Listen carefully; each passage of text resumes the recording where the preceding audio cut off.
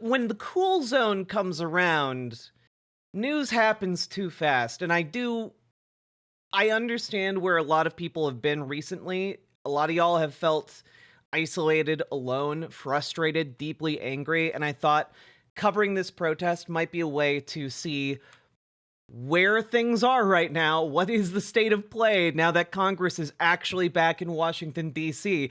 Remember, folks, it is just day one of Congress being back in session. It is day one. They flew in yesterday. This is just the first full 24 hours our lawmakers have had in Washington. And there's already pretty sizable protests going on, which is pretty great. We're going to take a look at the event here, attended by a number of lawmakers as well. Of course, we got Maxwell Frost, who we saw the other day on the Indivisible Action stream, which was great. But we have a number of other lawmakers as well. Many of the lawmakers who were still not in Washington, D.C. the other day to go to U.S. aid, today went outside the Treasury to rally around with other protesters. So things are happening here. And I know that there are a lot of people who are rolling their eyes right now because, like, Chuck Schumer in the Senate introduced a bill that was called, like, Stop the Steal. Because it's cringe. It's cringy bullshit. It's not going to pass, in the Senate. But, at this point, like, they're trying to grab headlines and attention in order to push their narrative. That's kind of we're kind of in the we need to inform normie liberals stage of what is happening because they don't pay attention to Washington, D.C.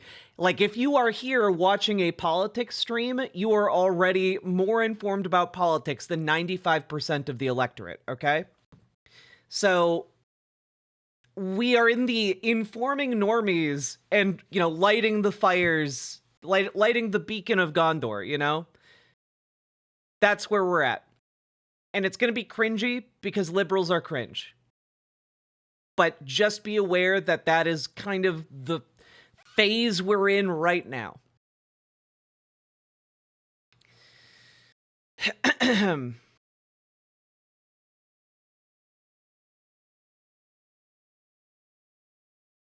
Hello, Q-Berry Shortcake. Hello, everyone in Riverboat Chat, Crooked, Mr. Miyagi, Robber Adset, Asuka, Axolotls with Cream, Molly Millions, Nethercat, Punky Gal, Sweet Blasphemy, Double Chinsey, Travenoid. Always good to see you in chat. Hello, Gamer G. Yes, 3 streams in 24 hours. The cool zone is a demanding mistress. All right. Also, kind of something that goes hand in hand with the cool zone is the fact that there are going to be a lot of people who are weird coming into chat. That's maybe the best way I can put it. I ask everyone to have patience. And, our mod team will handle it. Obviously, that's just kind of hand in hand with being a leftist trans streamer. But it's going to be especially bad on days when we're in the cool zone. Cascavi, do you sleep? I feel like I've seen you streaming every time I've checked YouTube for the last 24 hours. And the answer is, I did not sleep between the last 2 streams I did. And instead slept before the previous stream and this one. But the time I spent asleep was entirely... Like, I was out cold for pretty much the entire time between last stream and this stream. Woke up, saw that this was going on. Here we are. Okay? It's important. Merrick DeVille, thank you very much for the raid. Welcome, welcome, welcome, folks. Hope you're doing well, Merrick. Welcome, folks. We got to cover this rally, all right? Let's get into it.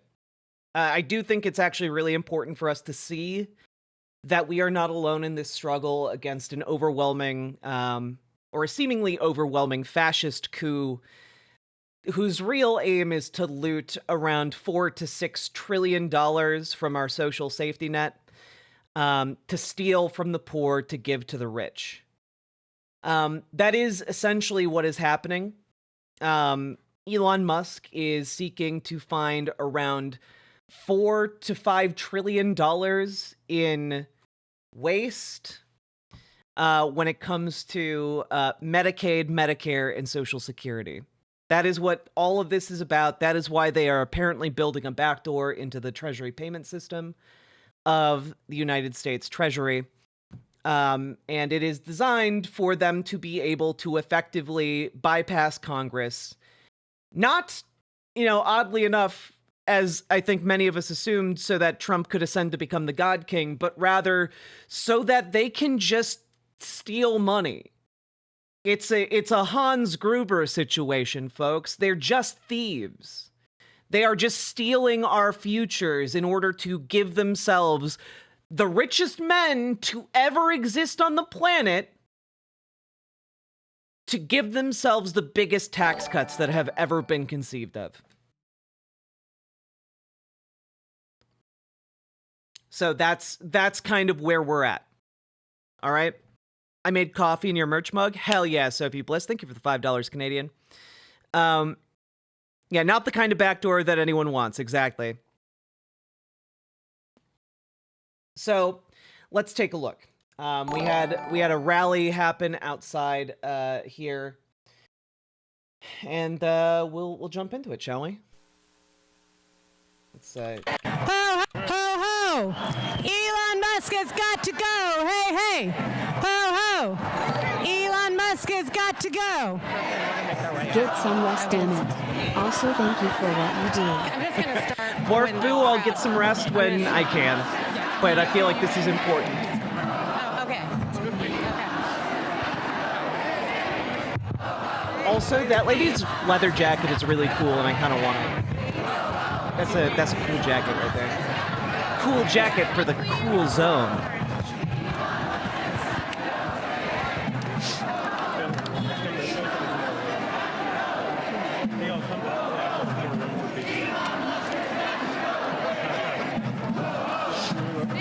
Mad Mart, yes, that is true. Trans people are currently losing their passports in America, and by losing, I mean the government is confiscating them, along with their identifying documents. If you are trans, do not try and get your passport changed. Hello, everyone! Don't do it. Thank you for coming out today. Try not to block the street, please, if you can. I'm Rana Epting. I'm with Move On. And on behalf of our millions of members that are incredibly upset about Elon messing around with this building back here, I want to thank you for joining us. But I've got some questions. Also, real quick, just as a brief reminder, because I know I'm seeing some new faces in chat, don't Fed post. That's really important. Don't Fed post. I know a lot of you are going to be livid and furious. Do not Fed post. For obvious reasons, that kind of conversation can't happen here. Did Elon Musk win any electoral college votes this last? What is Fed posting? Fed posting is when you post incendiary remarks designed to get someone to take violent action. So that, it's called Fed posting because typically people who fall for it and go along with it get a visit from the feds. Last November. That's right. Did Elon Musk have the authority to operate a secret government that has access to our Social Security numbers and our Medicaid checks? No! That's right. So let me ask. Is what is happening a takeover by an unelected billionaire? Yes! No one elected Elon Musk. But with President Trump's blessing, he has given himself tremendous power with no oversight and no accountability. Musk has shown us he wants to slash Meals on Wheels, shutter preschools, end school lunches for kids in need, while he's steering our government to help himself and his companies. He's literally stealing baby food in order to give himself a tax cut. It's honestly one of the most heinous crimes one could possibly conceive of, because it's not even just like stealing candy from one baby, it's stealing candy from like literally millions of babies. Who's speaking right now? One of the leaders of Move On. The Trump-Musk plan to take money away from us, the people, and replace it with tax cuts for billionaires. Did you vote for that? No. It's outrageous. It must end. That's why we're here today. It's why on Sunday night, over 50,000 people joined us on a live stream to take action and call on their members and their senators to fight this. And our elected officials are listening. Many of them are here with us right now. We're about to hear from many of them who are using their unique power to defend the people from this hostile takeover. And we're going to start with a good friend of ours, Representative Maxwell Frost. Let's go, Maximum Left himself. Show me what democracy looks like. This is what democracy looks like. We are here today as elected members of Congress. Hello, Red Bummer. Hello, Paladin Lost. We're here today because an unelected billionaire and his team have been given full and unfettered access to our taxpayer money and our government. You know, I'm just realizing there may be some people who have not kept up with the last several streams, so I'm going to summarize very quickly exactly what is going on here, okay?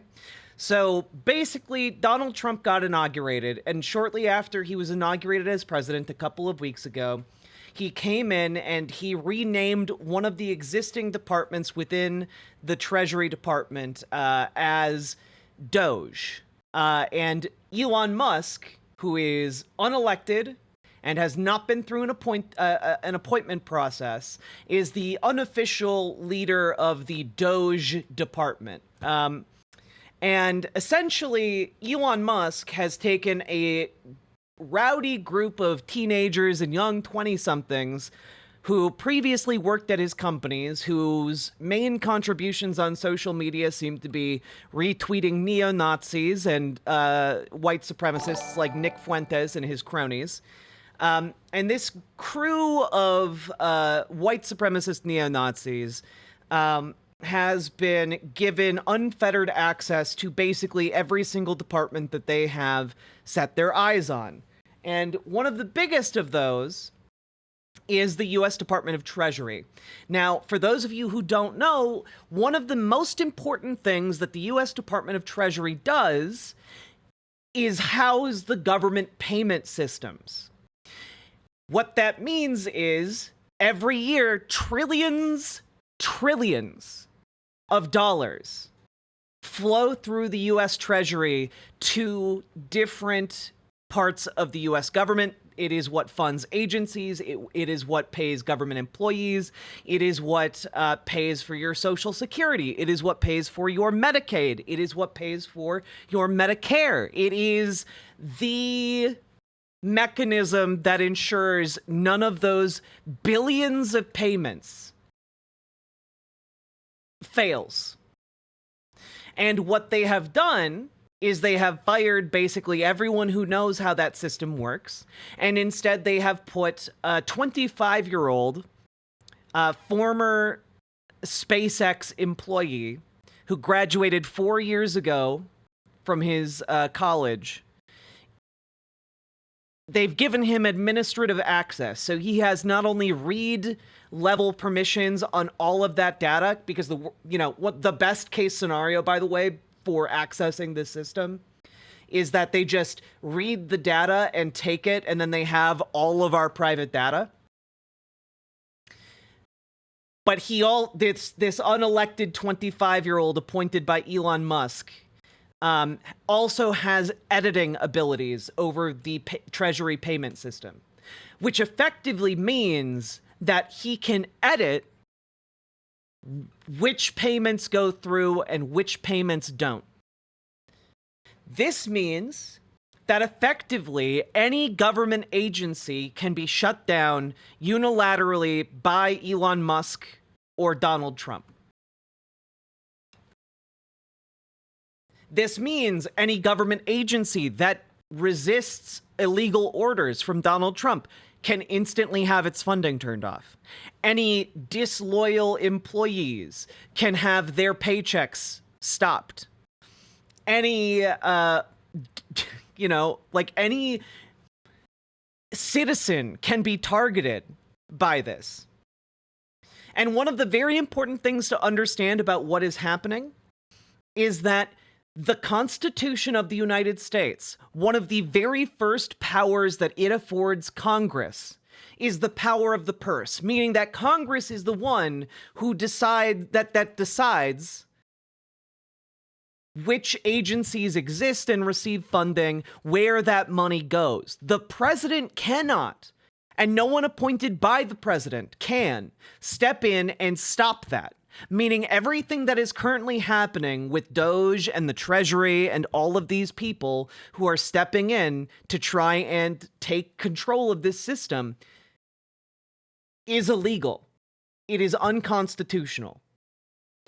And it is being done specifically so that they can turn off funding to any agency they view as non-essential, like USAID, the organization that sends billions of dollars around the world to save lives from things like malaria or famine or, displacement in war zones. Okay? And keep in mind also that this Treasury payment system is not something that is routinely updated. This Treasury payment system started being created in 1959.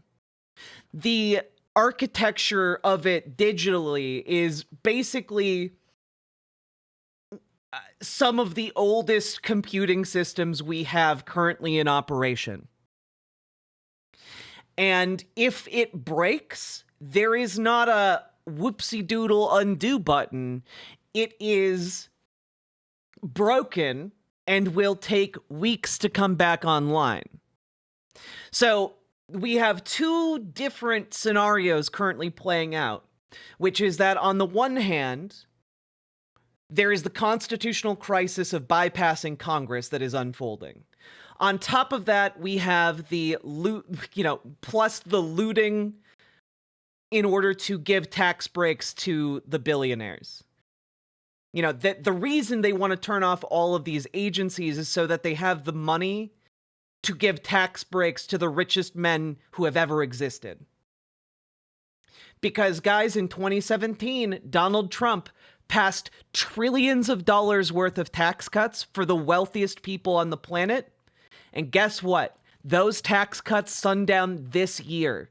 So all of that billionaire money is coming back into Washington, D.C. in order to try to make sure that these tax cuts that they are currently enjoying and have enjoyed for the last several years remain in place, if not expanded. And if they just remain in place, that would cost the U.S. government an additional $4.6 trillion. Okay, over the next, 5 years. Those trillions of dollars are supposed to go to us. We pay the U.S. government for things like Medicaid, Medicare, and Social Security. We pay the U.S. government to go around the world and make sure that people aren't needlessly dying from easily preventable diseases. Because not only is that just the right thing to do, but it also furthers what is called soft power. It benefits us to do that.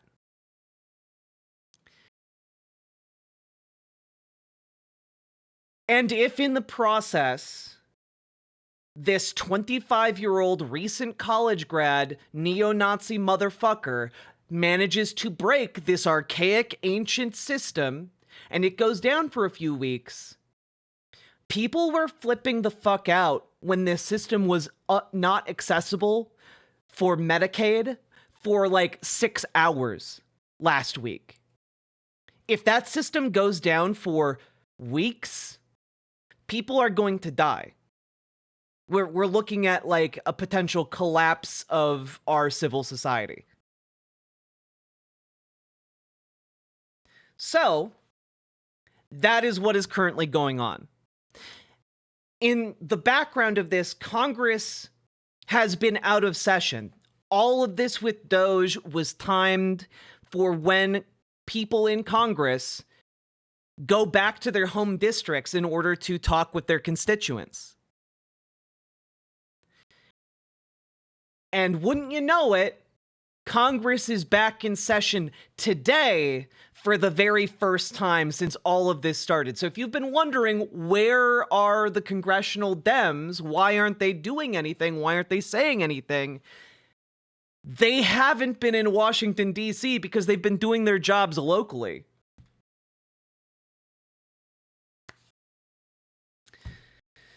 So, that is the current state of play. We have a bunch of young neo-Nazi groypers breaking stuff across the U.S. federal government, overseen by the richest man on the planet, and, well, Republicans are just letting it happen. If you rely on Medicaid, Medicare, Social Security, or any number of federally funded government programs, regardless if you are a Democrat or a Republican or someone who just doesn't pay attention to all this and doesn't really have a political identity that you can flesh out fully, this should concern you, because if these payments stop, if this system breaks, if this control is allowed to stand, our country effectively becomes a dictatorship, or just the economy explodes. Those are kind of like the two options for outcomes here.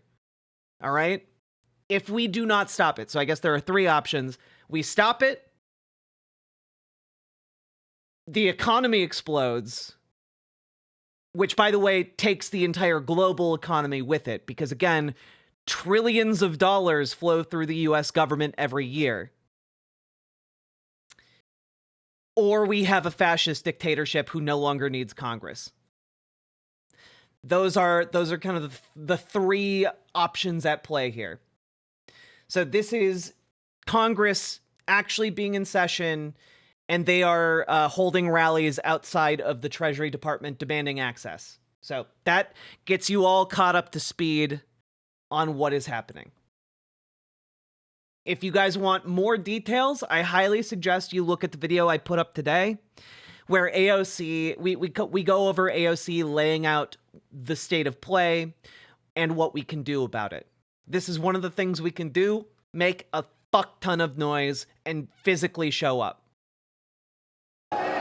We just tried to enter the Treasury building as of Congress, and we will, because we need to provide oversight to Elon Musk and his team. We don't know what they're doing behind these closed doors.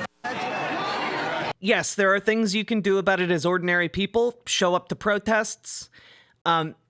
Organize an effort to go and talk with your elected congressional office. Like, show up physically at their offices to bring up this issue in order to get their attention. Nothing freaks out elected officials' teams and themselves more than people starting to show up at their offices.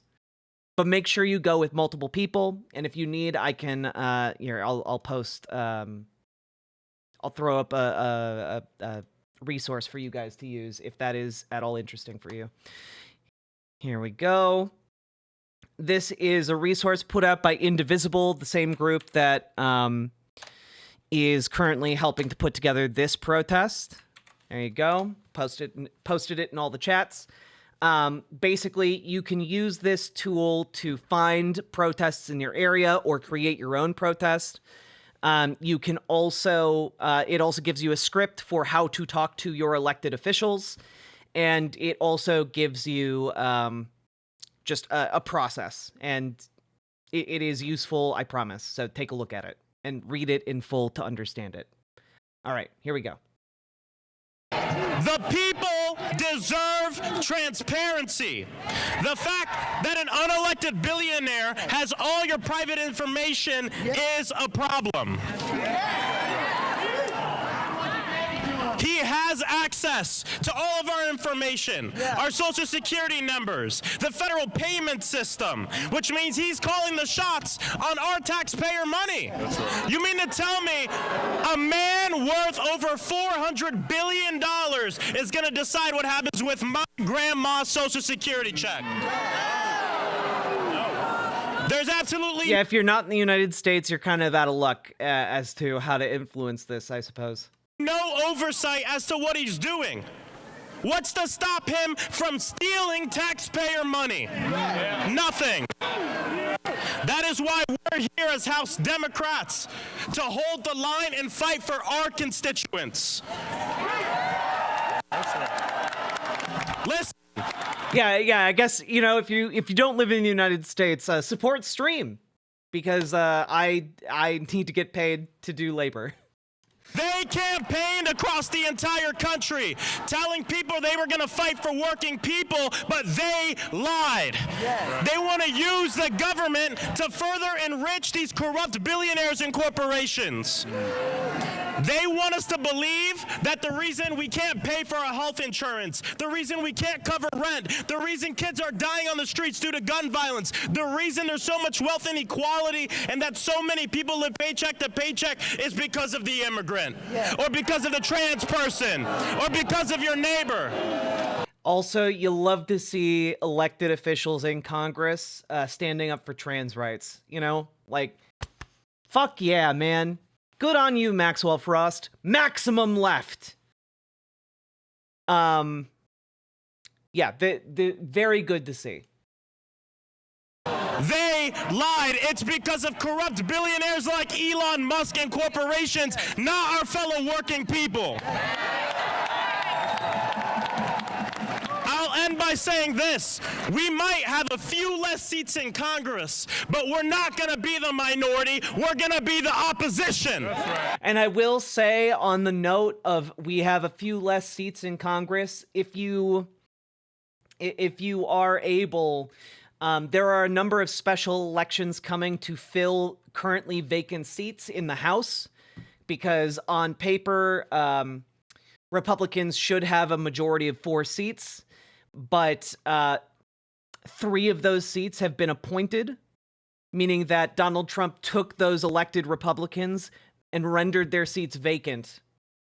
And there's going to be special elections. And honestly, we need to do our best to try and make sure those special elections come up Democrat, because any of those seats, if we can just narrow it down by 1 seat, we are in a much better position to negotiate in Congress. Okay, it helps us a lot to make the margin between the two parties as slim as possible. All right. So another thing you can do is look into those special elections in New York and Florida, and figure out where you want to spend your time, money, and effort to try and get a Democrat elected.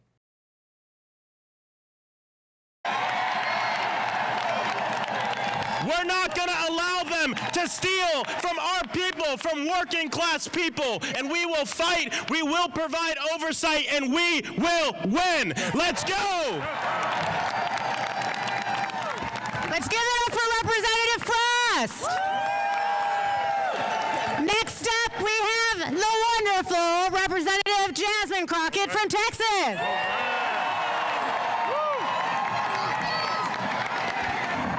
I'm going to try my best not to preach. Go ahead. Preach. I just want to say thank you. Because every day that we show up in D.C., we show up for you. That's right. We know who we work for. Jasmine we Crockett's know a real that we one. work for the American people. And what we're not going to do is stand around while they pull this bullshit that they trying to pull right now. Go ahead. This is why I'm not going to be able to preach, because I probably won't be able to to stop cussing. Take your time. But let me tell y'all something. I know some of y'all have been frustrated, and you've been saying, where are the Democrats? Where are our leaders? Well, I'm here to tell you that we ain't never left y'all. Go ahead. All right? We are here. We are also going to make sure that they uphold the law. We are not going to sit around while you go ahead and desecrate our Constitution, or you look at the laws that have been passed into law and say, never mind, we'll just ignore that. Instead, we are going to be in your face, we are going to be on your asses, and we are going to make sure you understand what democracy looks like. This ain't it. Hell yeah. So let me tell you something, Mr. Trump. You gonna learn a few lessons from us. And I'm gonna be the first one. You and your little friend off of Twitter. Y'all about to find out, all right? Your little friend. Now let me be clear. What Maxwell said is true. Our job is to conduct oversight. We both serve on the oversight committee. And right now, as elected leaders who tried to go in, we were told, well, hold on a second. We got to check to see if you can come in.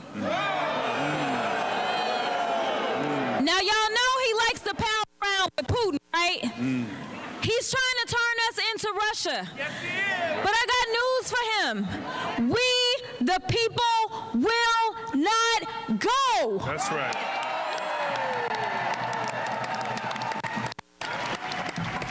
It's cold out here, and y'all, yeah, we won't go. We won't go. We won't go. We won't go. Listen, the final thing I'm gonna say is there are those that have said that we may face a constitutional crisis. I want you to know that the crisis is here. That's right. I want you. Honestly, Pinfold 1000, we are currently in the cool zone. And during the cool zone, folks, the chances of, if we were to prevail, these people going to prison escalates dramatically. The cool zone is cool like that. You know, the cool zone has a lot of bad things on the table, but also a lot of good things on the table. There are possibilities, doors open to us. Okay? I will say this, though, like, my analysis has been firmly that if they do, you know, the two bad options, Donald Trump becomes a dictator, or the economy explodes, it's going to get violent. I don't think we're anymore looking at prison time, because the possibility window gets insane. And that is not me advocating for violence here. That is just my read of the situation. Like, if this stands, if Elon Musk continues mucking around in here with no consequences whatsoever, if the economy explodes, well, these are scenarios where people lose restraint. People lose faith in the federal government, and they take on their own sense of justice and into their own hands. You to know that the like if you've ever wondered, how did the French Revolution get this bad? Like how did it get so bloody? Like, we're kind of on the cusp of finding out if either the economy explodes or Trump tries to make himself a dictator. Those are kind of like the two ways that people get radicalized towards violence in politics. I wish I didn't know history. Yeah, me too. It's a goddamn curse. power belongs to the people. Again, to be clear, not advocating for violence. That's just my analysis of history and politics. People, though, y'all, That's right. do not feel powerless in this moment, as the vice president said as she conceded the election. She said, dark times may be ahead of us, but she said it's only in the darkness that we can see the stars. I am telling you right now that the stars are right here. It is time for us to shine. It is time for us to be heard. It is time for us to make sure that they know we will not go.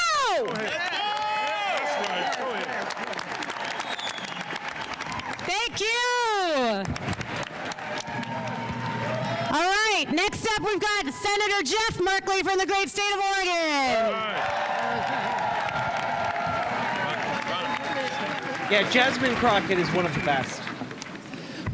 When we fight, We win! when we fight, when we fight, all right, we're ready to fight, so let's get at it. Now, folks, one of the things you have to understand about these protests that are happening right now, about these events that are going on, this is like the bat signal for liberals. Guys, like they're sending up the alarm so that liberal normies pay attention. And the fact that we are seeing middle of the road Democrats come out, you know, alongside progressives, indicates that they know exactly the existential nature of this problem, and they cannot afford to sit back on their haunches and do nothing. Because we all know liberal Democrats would love to sit back and do nothing. We all know that.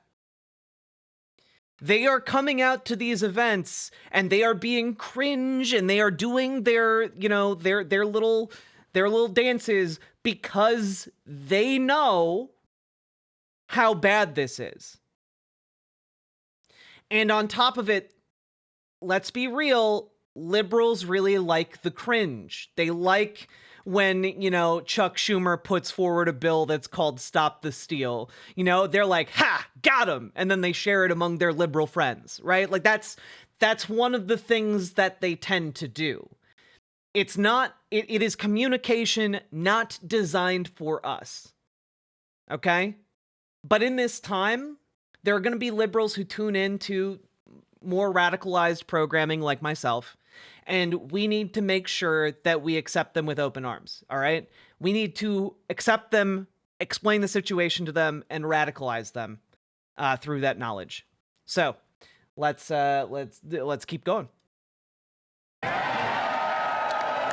So, Also, if you haven't yet, hit the follow button on Twitch, hit the subscribe button on YouTube, like the YouTube stream, and please consider dropping those subs and donos, because this show's only made possible thanks to viewers like you. It's the only way I could do it.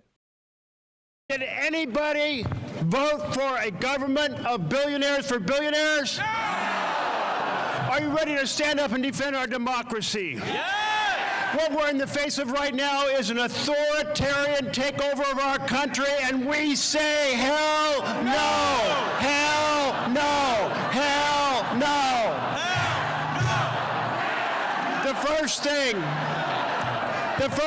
that an authoritarian dictator wants to do is take down the folks, the inspector generals. That's what he did, and we want them restored. We want the inspector generals back in. And then reinstate. And then what happened? He took and went to the FBI offices and had those who cover the executive branch marched out of their offices. That is so wrong. We want the FBI looking at Trump and his team. And then, of course, replace the regular news with propaganda. You see, take the mainstream press, throw them out, put in the right-wing crazies to mislead the American people. How about we make sure the people know through every possible network that this authoritarian takeover is happening and that it's not okay, and we're going to make that happen. Like, what he's saying is actually pretty important, because I know a lot of us have been freaking out for the last several days because we pay attention to politics closely and intensely. Most people don't. Most people have no idea that any of this is happening. They're just like, oh yeah, Elon, he's the Iron Man guy, right? Man, I bet he's making space age technology in Washington D.C. And then they go hum a little song while they go about their merry way. Like that's where most normies are at. All right. And the constitutional crisis, it's on us. It's here. They are transferring the power of the purse to the president. Wait, Starm asks, does any of this matter? Yes. Because the reason that they started and began this entire process while Congress was out of session is because they're fucking terrified of us. Okay? They are fucking terrified of a mobilized electorate descending upon Washington, D.C. and every corner of this country. They are terrified because there are hundreds of millions of us and there's only a small handful of them. Okay? There are hundreds of millions of us and they're trying to steal from hundreds of millions of us. And they know exactly the gravity of the crime they're doing. So they are terrified of exactly what is starting to be mobilized in Washington today. They are terrified. There's a reason why every single one of Elon Musk's Doge employees suddenly went silent on social media the second they were outed. There's a reason why the U.S. District Attorney of Washington, D.C. Has put out a statement saying, anyone who identifies these young men and will be prosecuted. It's because they're scared. If you are in an actual position of power, it does not matter if people mobilize. They do not have that power. And the other thing that they, maybe they aren't fully aware of yet, but is very apparent from my perspective, is that the people who are leading this attempt to steal from 100 million of us are not smart.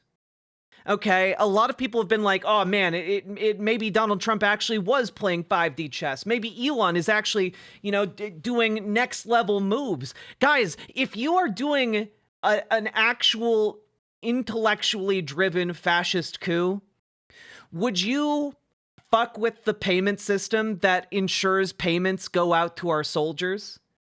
Would you fuck with the system that ensures that veterans get health care? Would you blanketly tariff our closest allies without any carve-outs for your biggest corporate donors? No. Like if you were actually smart about it, you would do all of those things. They have done none of them. And the U.S. military, for as awful as it is in a myriad of different ways, right? When you drill down into it, these are people who have been indoctrinated to be loyal to the Constitution of the United States. And you might say, oh, well, they're not that bright. Some of them might go along with Trump. Some of them may. But they're not going to go along with Donald Trump if suddenly their paychecks are late. They are working class stiffs for the most part. They can't afford that shit. When tariffs hit, they're gonna take it hard too. These are not the maneuvers of smart, calculating fascists. These are the moves of desperate, greedy, power-hungry men who don't know what the full extent of what they're playing with yet. And the military has not been indoctrinated. It's not like we've had the Hitler Youth raising up, perfect ideological little clones to be thrown into the war machine. That has not happened. That's the level of indoctrination you need for a fascist military. Yeah, Elon Musk can't even play video games on his own. Like you guys think he's gonna be smart at doing a coup? No. So, very important things to point out, that this matters. Talking to your Dems, talking to your elected Democrats, talking to your elected Republicans matters. And why does talking to your elected officials matter, guys? Because Democrats are feckless and spineless, and you need to keep them accountable by showing up to their offices and making sure they know that you are watching them.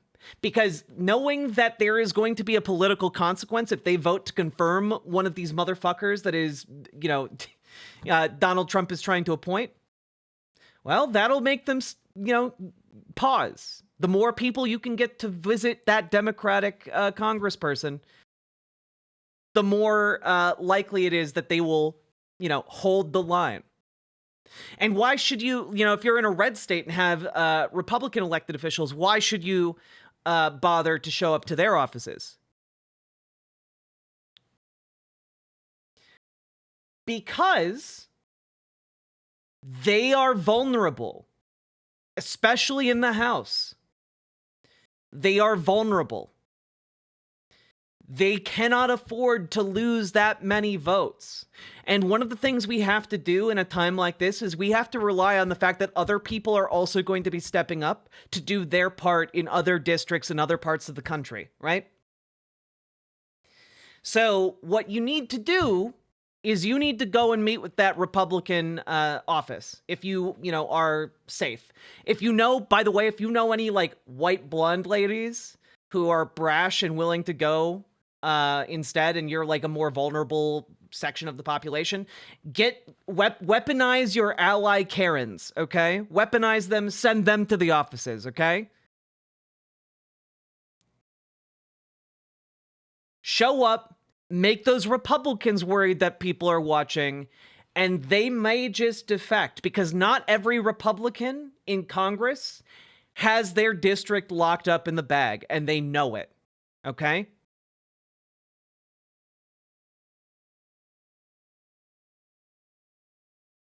All right?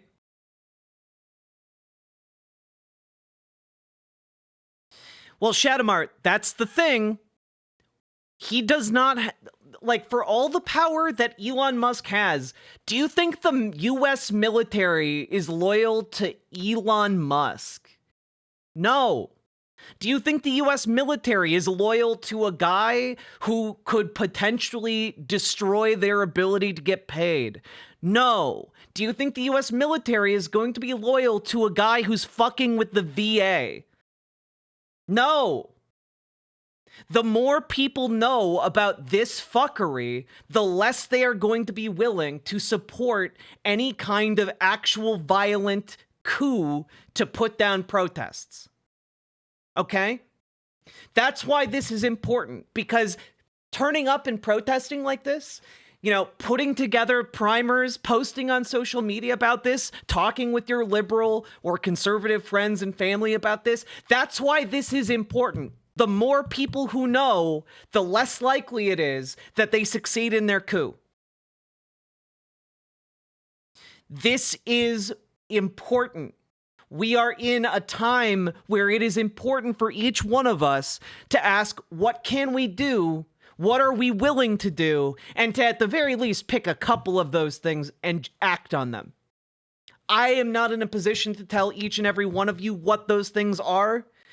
You got to do your own brainstorm. You got to look at what your situation is. You got to look at how much energy you have. You got to look at which groups, what skill sets you got. Okay? And pick a couple of those things. I've been telling people, pick 3 things that you can act on and make progress on doing those 3 things. All right? Yeah, you guys think the military is loyal to a Fox News host with no, leadership ability at all? No. They're not going to die for Pete fucking Hegseth. They're certainly not going to kill U.S. civilians for Pete fucking Hegseth. There's a fellow called Russell Vogt. He's going to He's a white nationalist who despises the working people of this country. He has no role to be in the Office of Management, I judge it. So Well, keep in mind, Storm, you don't have to apologize to me, okay? Because I know I've been freaked the fuck out, but I've moved beyond. I've gone plus ultra, you know, as the saying goes. I've gone beyond the depression into rage and into action mode. And I'm going to tell you this. The one good thing about rage and being in a mindset of action is that you do not feel you do not feel depressed. You do not feel that hopelessness, because agency is anathema to hopelessness. By going out there, by making decisions, by acting in the world and working with others, that is the antidote to what you are feeling, that hopelessness. All right? And another thing I will say is that, this is really important. I need all of you to commit to doing something related to this, because it is incumbent on us. There is no one coming to save us from this. We, the people of the United States of America, made this fucking country, and we, the people, need to fucking keep it. All right? No one is coming to save us but ourselves. There is one fucking way out, and that is by fighting these goddamn motherfuckers.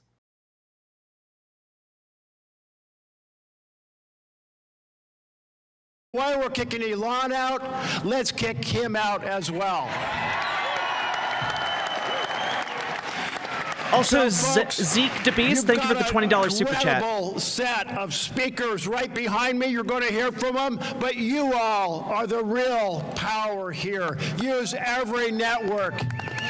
Back home in Oregon, I had 5 town halls this week, and people said, what can we do? Well, how about this? Move with Move On. Join Indivisible. Sign up for the Working Families Party, and let's take back America right now. Yep. Join any of those organizations. Join DSA. Join your local Democrats, because you know what? For as liberal as they're gonna be, they are going to stand with you in this time. Okay? They are generally well-meaning people who just don't know better, all right? Hey! Hey! Ho ho! Elon Musk has got to go! Hey! Ho ho! Elon Musk has got to go! Hey! Ho ho! Yeah, Lady Raincloud, I think you taking on an election for co-chair of your DSA chapter, tech coordinator, and executive community member at large, while also heading the MVDSA Trans Rights Working Group, I think that counts as enough. I think you're going to be acting with your plate full here. Elon Musk has got to go! And I will also say, I know that a lot of folks are doomering right now. Action is the antidote to doomerism. But more than that, doomering is merely like the flip side of accepting that they've already won. And when you do that, you've already surrendered. You're waving your white flag. And that is not something I will tolerate in any corner of this community. This is a community built on hope, on love, and on action. And I hope that you will do your best to fight your demons, all right? They'll win when I'm dead. Hell yeah. I got you fired up. Last time. There we go. Let's hear it. Let's hear it for Jeff Merkley. Thank you. And I'd like to introduce Auntie Maxine, representing Maxine Waters with California. Like, guys, do you have any idea what it means when Maxine Waters comes to an event like this? She's, like, the most powerful member of Congress right now. She's ancient as hell, and she's a liberal, all right? She is a Libby liberal. All right? She is not a progressive. These are strange times, and they make for strange bedfellows, okay? Welcome liberals with open arms as far as they will help our resistance. Hello, everybody. We have convened here in the right place, the Treasury Department. That's right. We have got to tell Elon Musk, nobody elected your ass. Nobody told you could get all of our private information. They're getting Nobody spicy. told you could be in charge of the payments of this country. We have told you you've made enough money off our government yourself. And now you want to take everybody else's payroll and make sure that they don't make the kind of money that you've made. Oh, you want to use our money to go to Mars. No, we want to use our money right here in Washington, D.C., in this country. We want to make sure that all of our federal employees are protected. That's right. Guys, Maxine Waters was born in 1938. Maxine Waters, a liberal, is cursing in this speech. Even Jasmine Crockett wasn't dropping curse words. Like, liberals who are in positions of power right now understand the existential nature of this threat. They cannot afford to sit idly by on the sidelines. We've got to make sure that you know and understand nobody elected you. You think you're the president of the United States of America. Oh, Jasmine Crockett said bullshit. I missed that. I'm sorry. Never mind. They're on equal terms. The co-president that can take over, go into our private payment system and do whatever you want to do. You got another thought coming. We're going to stop you right now. Ladies and gentlemen, we're at a crisis in this country. We're in a crisis in this country because Trump and Elon Musk and the billionaires have decided they're going to put us all in our place. They're going to run this country. They're going to make sure that they take over everything. Are we going to let them do that? No! Are we going to let them run this government in the way that they can make even more money? No! And so they won't stop. It is so brazen. Every day they're taking new actions. They're taking executive actions. Every day they're doing something. Do you know that Trump and the billionaire class have created more cryptocurrency? Do you?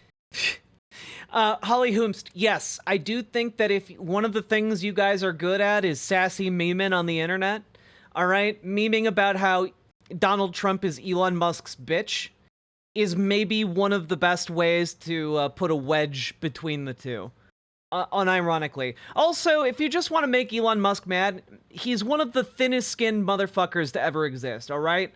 Like, just make degrading memes about Elon, and, you know, I think that will put them both off balance, you know?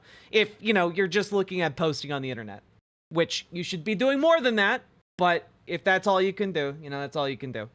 You know that cryptocurrency is not a donation, it's not an investment, it's going into their pockets. Do you understand that the money makers are in charge, they think? But when the people decide that we're not going to be trumped Just be on. careful with the libs. They will throw groups they see as dispensable under the bus.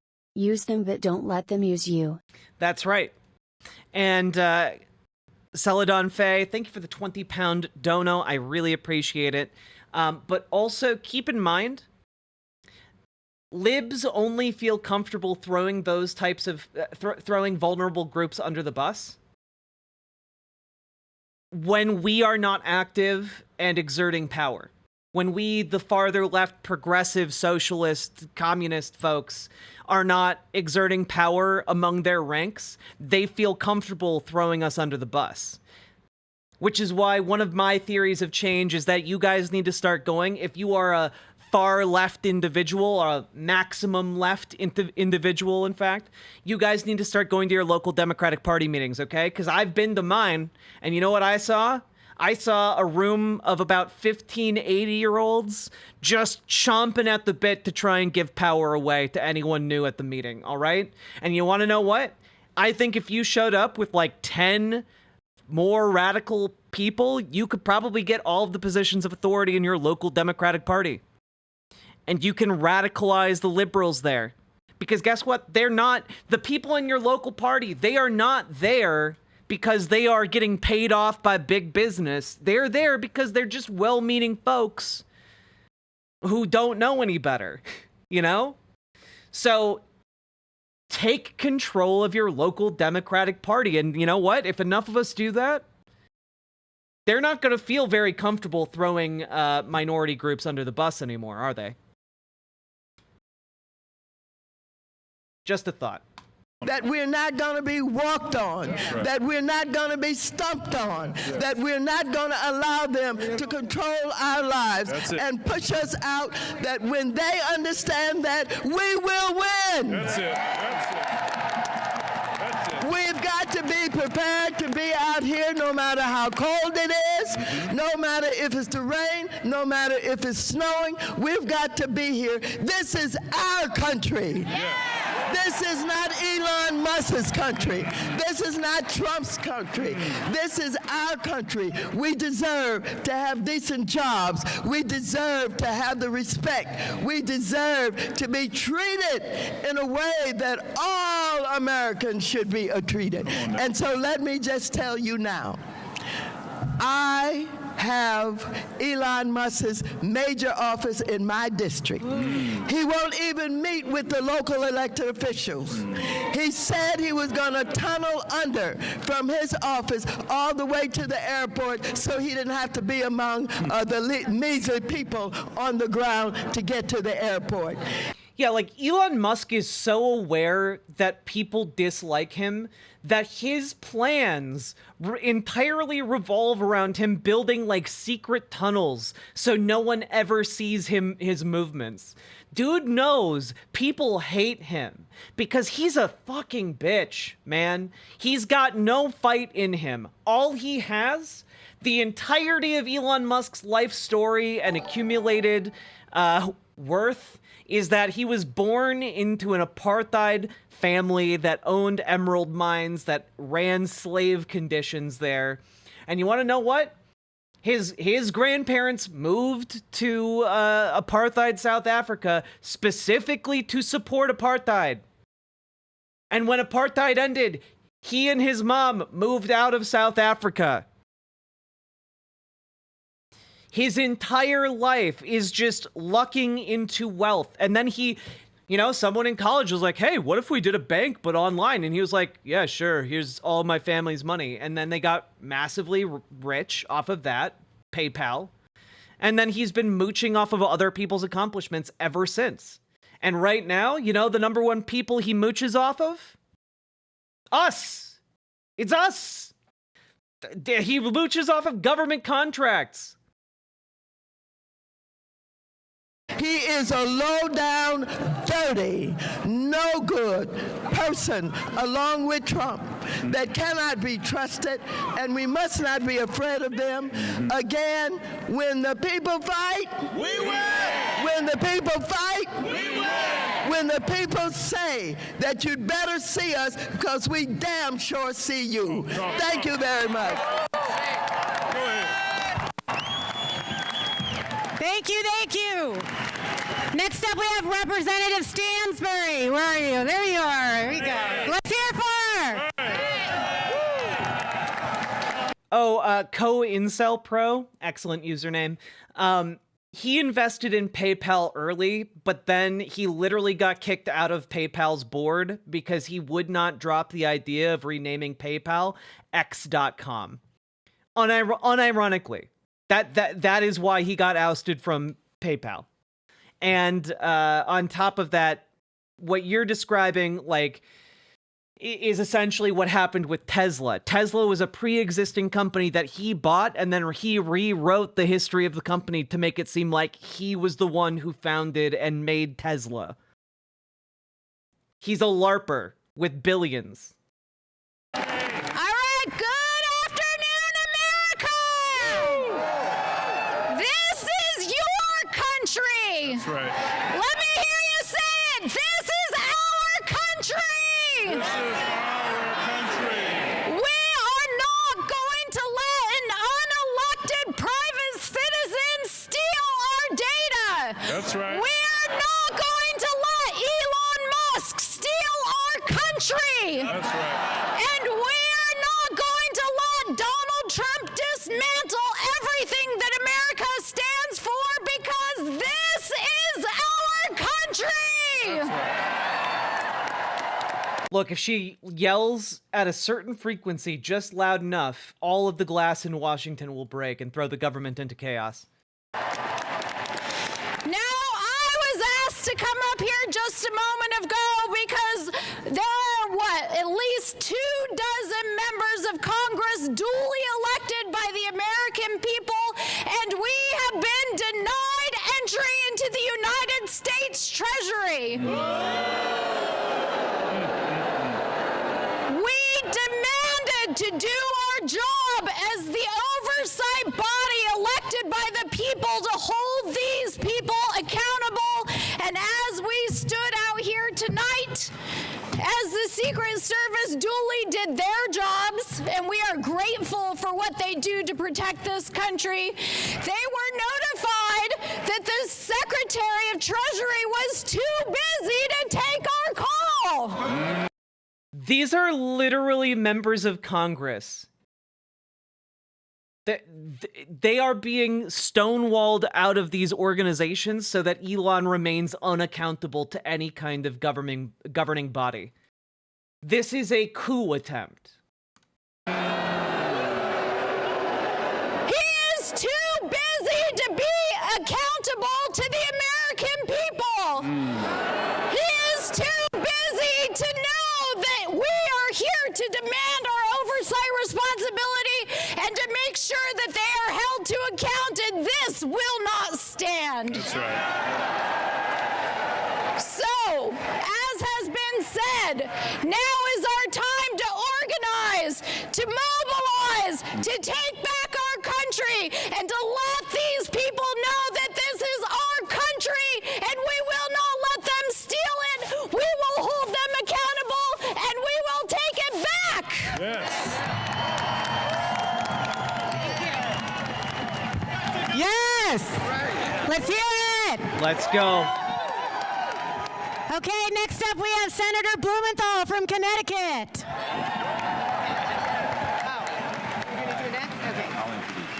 I'll tell them. Sorry. You want to do that? Thank you for being here. To America, this is America. This is what America looks like. I am so proud to stand with you in defense of America, and when you think back on this moment. Yeah, Cascavi, this is an excellent opportunity if you've ever wanted to radicalize liberals. This is an excellent opportunity, and I can tell you, this past weekend, I sat across from a lunch table with my mom, and you want to know what? I clearly laid out, hey, Mom, like, the reason this is happening is because the accumulation of capital leads to the undermining of these regulations that are supposed to protect us from capital. They buy political favors, undermine the protections we get in things like the New Deal, and this is the inevitable result. And you know what? She looked at me and she was like, you're right. You're right. And I'm really worried there's going to be violence soon. That's where my liberal mom, who less than a year ago was like, I don't understand why people have problems with Hillary Clinton. That's where my liberal mom is at. All right? Now is the time to radicalize, folks. 10 years from now, 20 years from now, you will remember. Did they come out because Schumer blew it? No, you have to understand, Schumer didn't blow it. Schumer seems like he blew it by introducing cringe legislation. But that is red meat to liberals. Liberals go look at that and they're like, ha, I'm going to share this with everyone. Excellent own, sir. And even though it does not move the needle in any real material way, it is a bat signal to liberals. That action got liberals to pay attention.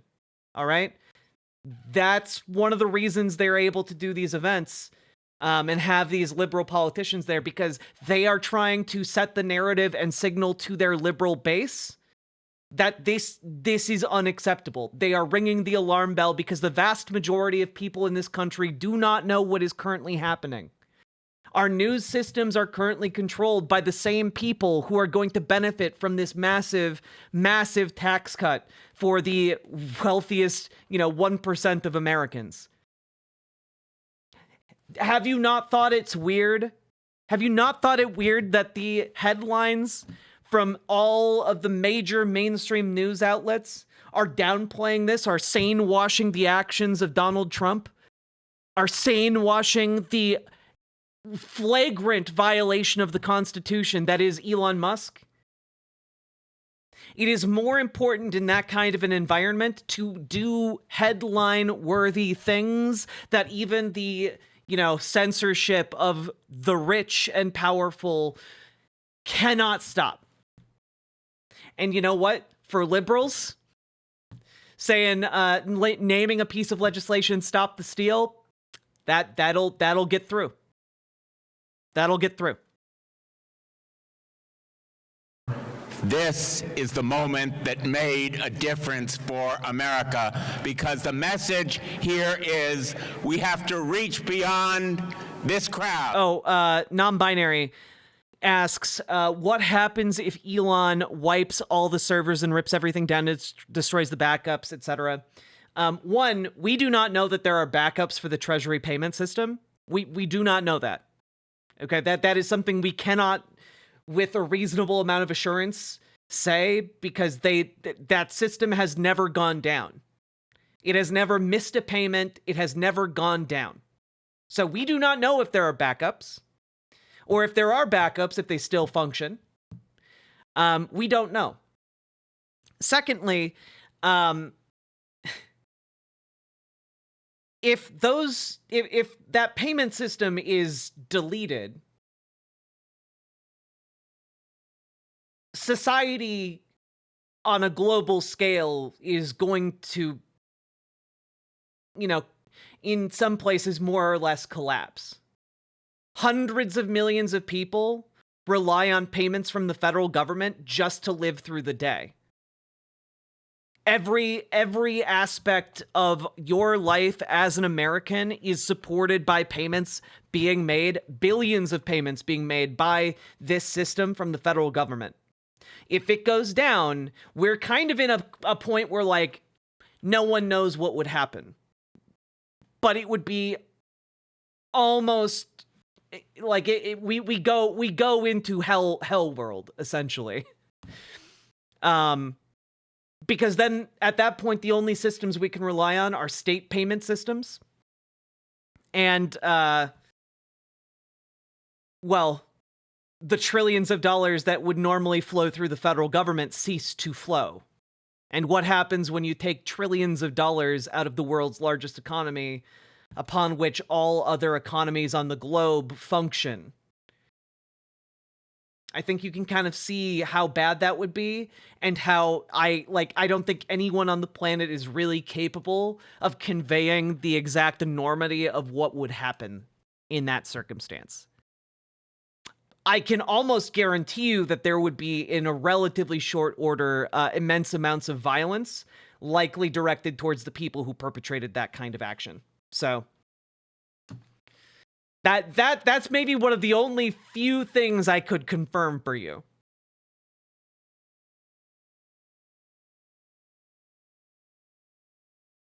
Well, keep in mind also, King Kerplunk, the military relies on that payment system too,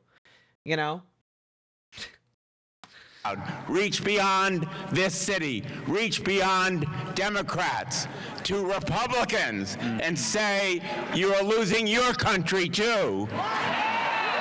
And I know that this seems cringe, but keep in mind that, like, this is a nonpartisan issue. Everyone, like if this payment system goes up in smoke, everyone goes down. It is mutually assured destruction for everyone. So, yeah, reaching out to Republicans in your life to try and help them understand that, like, if Elon Musk is allowed to do what he's doing, the end of life as we know it is an honest to God possibility. It should be a nonpartisan issue. And to all of the federal employees who are here today, if you're a federal employee, raise your hand. Raise your hand if you work. We are proud of you. We are proud of you. You serve America. How many veterans do we have here today? Thank you. Thank you, every one of you. Also, keep in mind 2.3 million people currently work for the federal government. You know, like just so much comes to a screeching halt if that payment system goes down. Now let me just say to you, all of your disability benefits, all of the payments that go to your bank accounts, all of that information, all of your Social Security now belongs to Elon Musk. All of the people who receive any checks, tax refunds, your information is now with Elon Musk. And all of the Americans who pay taxes, your information is with Elon Musk. Every American's information is at risk. Your private... No, non-binary at this point. I don't know that there is a point where Elon Musk can go, oops, I didn't do anything, and like walks away from this scot-free.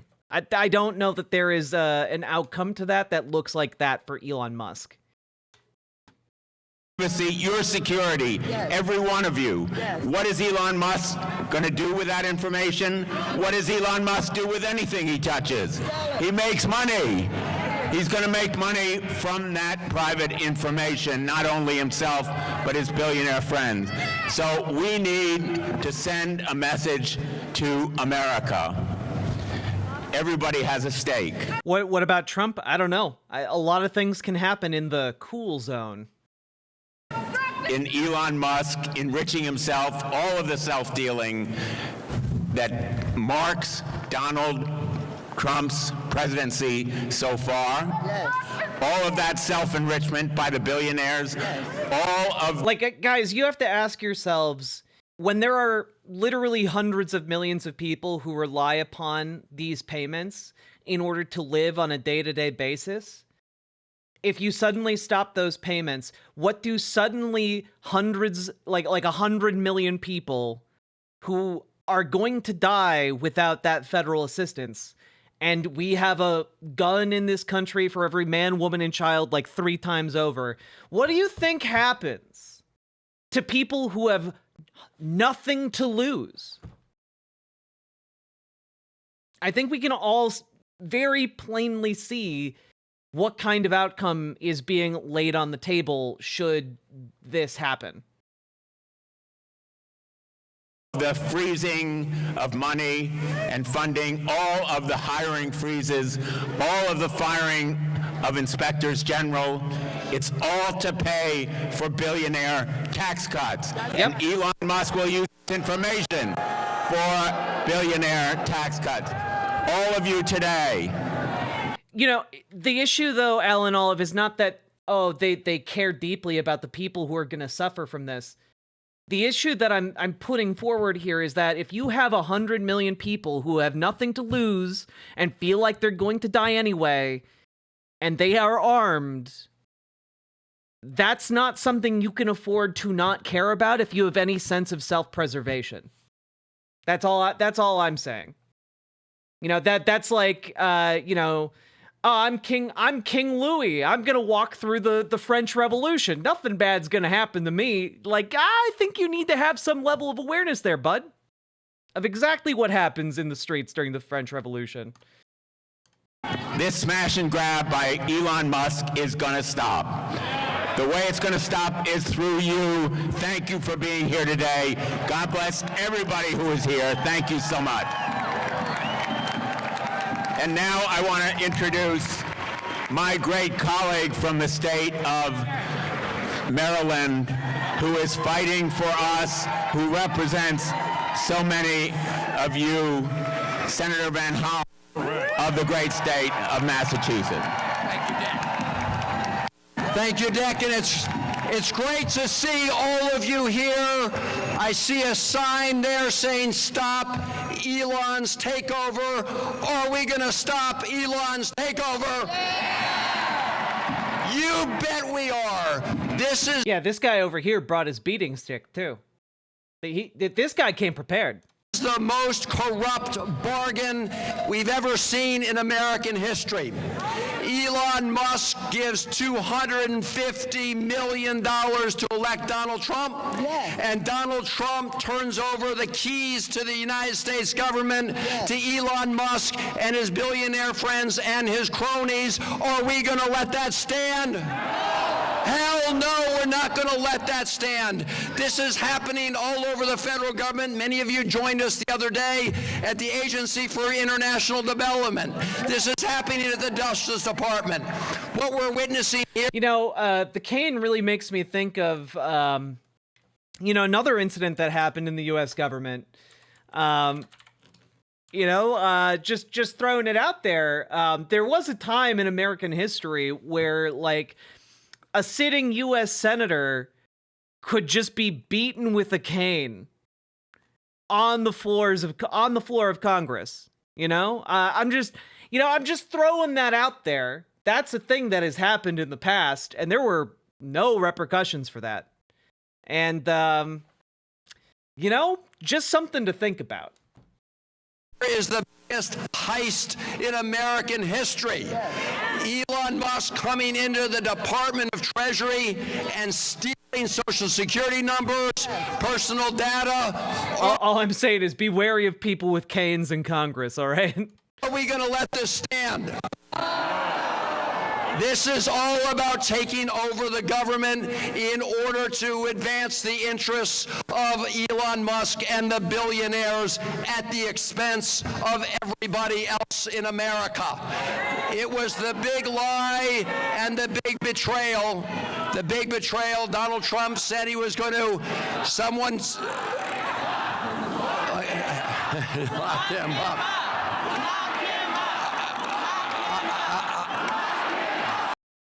It is day one, and you have a furious crowd outside the Treasury chanting to lock up Elon Musk, the world's richest man.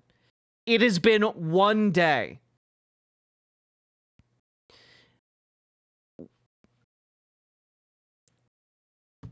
There are more days in the week.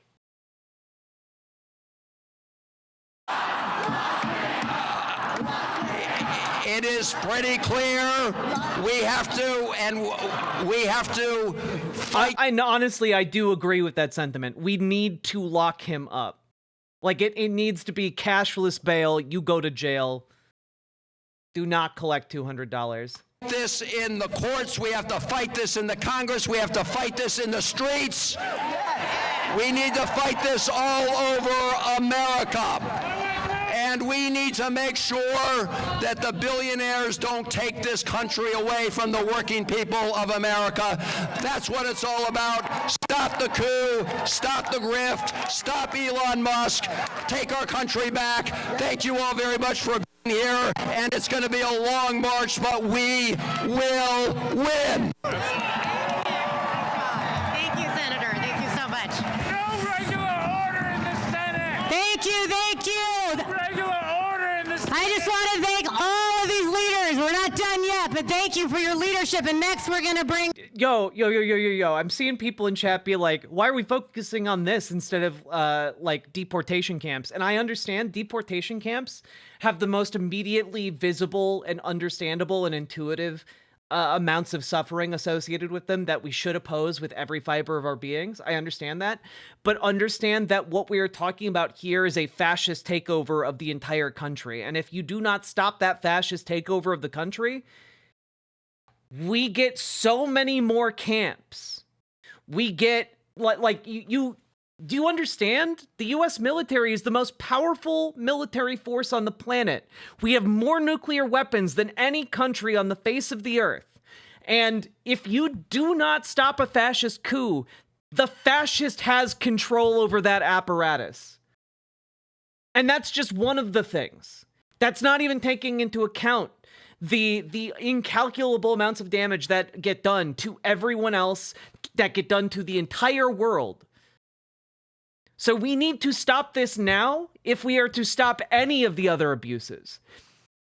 If we are to mobilize against anything, it must be this first. All right? Like, you don't go into a hospital with like a head wound that is bleeding out and have your surgeon pick out a splinter from your toe first. All right? That's effectively what we're talking about here. Up Senator Chris Murphy. Thank you. We are in triage mode, folks. This is an emergency.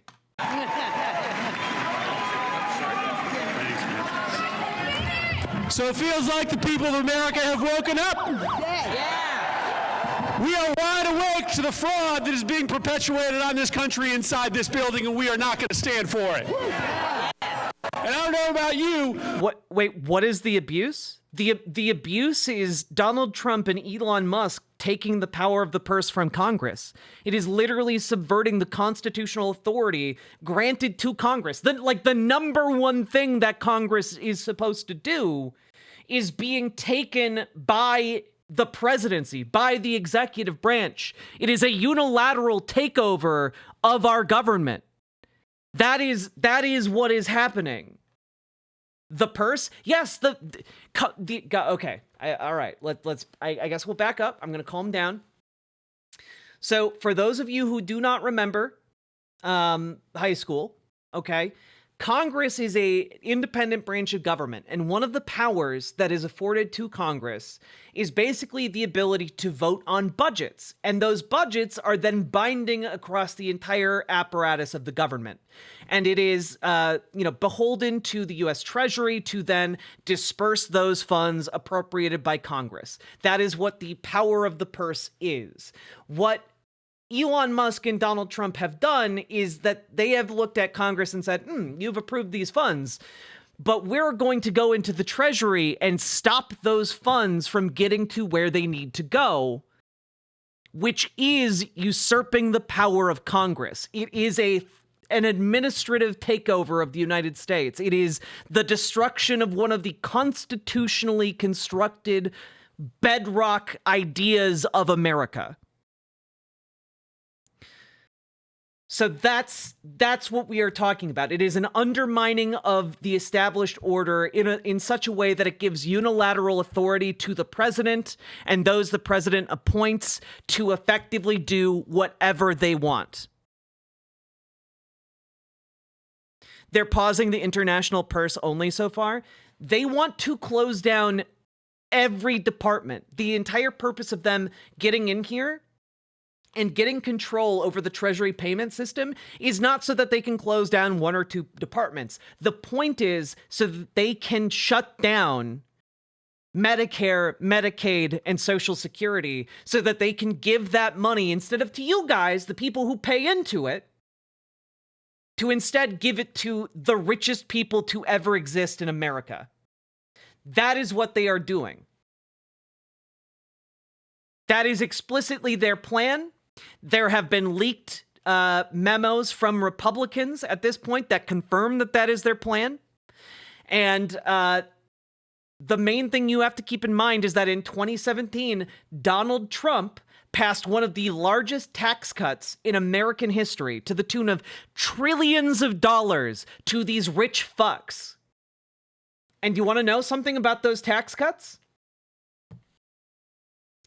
They sundown this year, meaning that this year, all of those tax cuts that these rich fucks have been enjoying off of our dime end.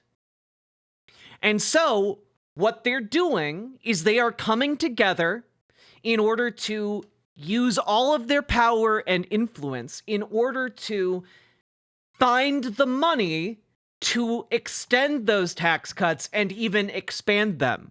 And what that is going to cost is around the tune of $4 to $5 trillion. That is $4 to $5 trillion. And those trillions of dollars were meant for you and me, for our children, for our children's children. It is a robbery on a scale literally unimaginable. I want you to try and sit there and think, and imagine in your head $1 trillion of anything. You cannot do it. It is an unimaginable level of wealth. Yeah, honestly, hit the mat. Maybe that is a better, a way to, wrap your head around it. This would be like someone coming in and stealing the entire net worth of Fort Knox, 20 times over. Like, if you simultaneously did 20 robberies on the scale of robbing the entire gold reserve of the United States.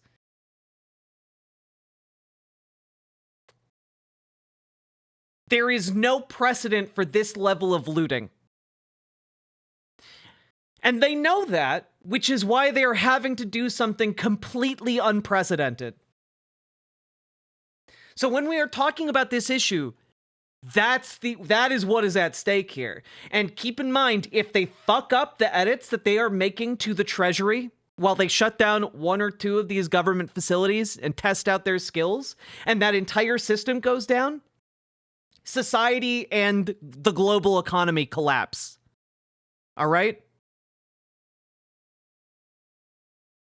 So that's what's at stake here.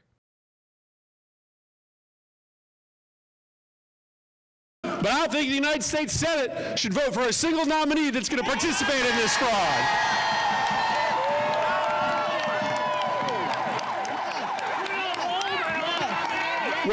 I don't even understand how they accessed secure Treasury facilities without immediate arrest. Make it make sense. Basically, to kind of give you guys a bit more background, I guess, Elon Musk's team of unelected, unappointed people have been trying to get access to the Treasury Department since before the inauguration.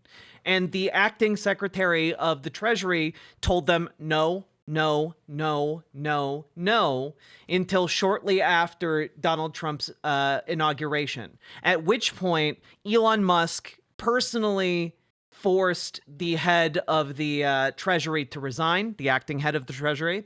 And at that point, the next person to come in gave over the access to the Treasury, the admin credentials. Keep in mind, this is a system that is so complicated that there are maybe 10 people on the planet who fully understand how it functions. And it's currently being fucked with by a 25-year-old who's 4 years out of college and does not understand how it works. When we open up the Senate every single morning, we don't pledge allegiance to the billionaires. We don't pledge allegiance to Elon Musk. We don't pledge. Why haven't the police or FBI intervened? Likely because they are aware. I mean, for a couple of reasons. One, because I'm sure Donald Trump has control over those different agencies at the moment. And two, because frankly, if you are going to arrest the world's richest man, you need an ironclad case, you know, because you really get one shot at it. So that's kind of that's a couple of the reasons why that hasn't been done yet, in my estimation. Pledge allegiance to the creepy 22-year-olds working for Elon Musk. We pledge allegiance to the like also all of the prosecutors in like the federal government in Washington, D.C. do not show the willingness to prosecute him. So there's that. United States of America. And so I want to make sure that my mother gets her Social Security check, not because she pledges allegiance to Elon, but because she pledges allegiance to the United States of America.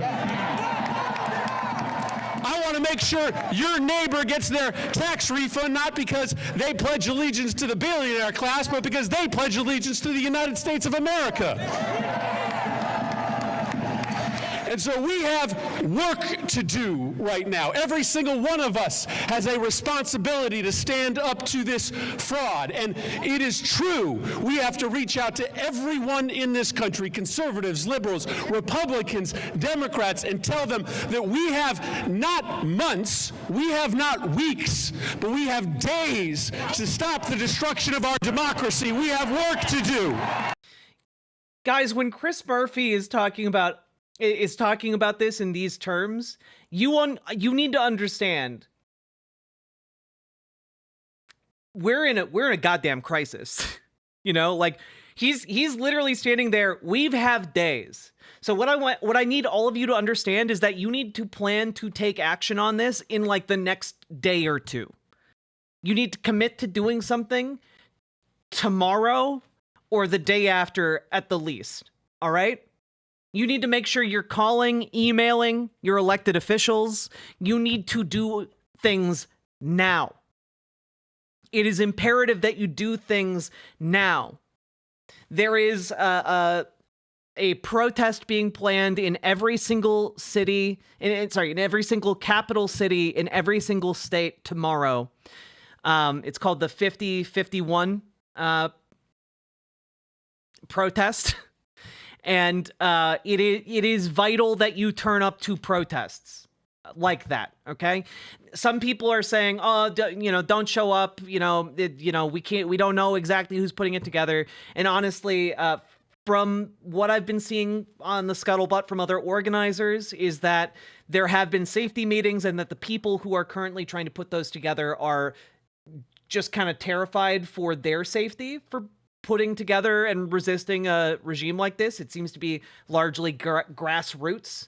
And honestly, if you feel at all uncomfortable, don't go, but figure out something else you can do. But if you are just like, fuck it, we ball, show up.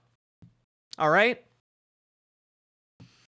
Because guess what? Even if it is, like, worst case scenario, it's a honeypot. Okay, you show up and get arrested at a protest. Good. Make them arrest you. Right? Like, we should be doing that. But understand that we are not quite so cooked yet that, like, people, like, if we show up to protest, like, government agents aren't just going to gun you down in the streets. That is not a possibility on the table right now. So, do your own value calculations and figure out what you're going to do. All right?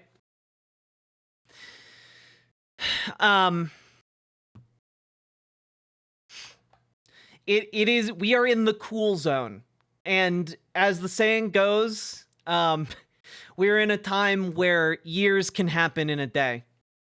That's kind of how fast things are moving right now. I need you all to understand this. This is why I've been streaming like nonstop for the past 24 hours. All right?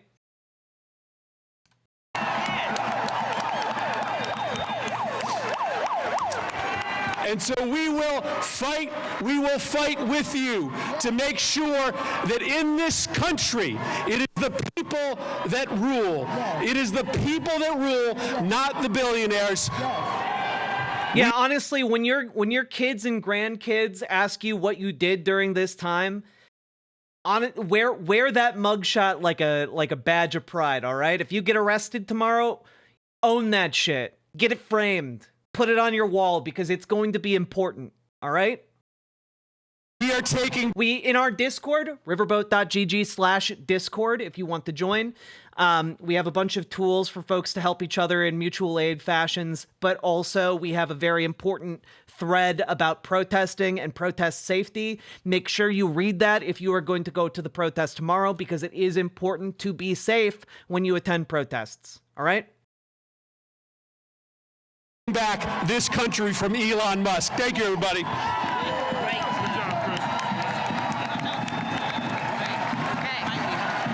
That protest guide, by the way, put together by veteran protest medics. So it is reliable, it is good, it has invaluable advice on it. No, I don't know. Oh, it's the press. I think we... It's the press. I think we have Senator Warren on the way. That's what's happening. Warren, yeah. Is she right there? Warren! Warren! Warren! Warren! Warren! Warren! Warren! Warren! That is her. Senator Warren is in the house.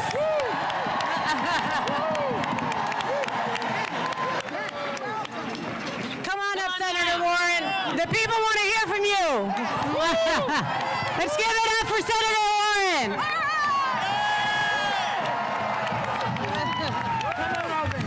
All right. In the building behind me, Elon Musk is seizing power from the American people. By the way, here is a picture, because we can't really see too well outside of who is on screen right now. Here is a long view of the protest. There are a lot of people showing up at this protest, folks. We are here to fight back. A few months ago, Elon Musk spent $280 million to buy an election for Donald Trump. Yep. Now, Elon Musk is here to collect on his investment. He is here to seize power for himself. We are here to fight back.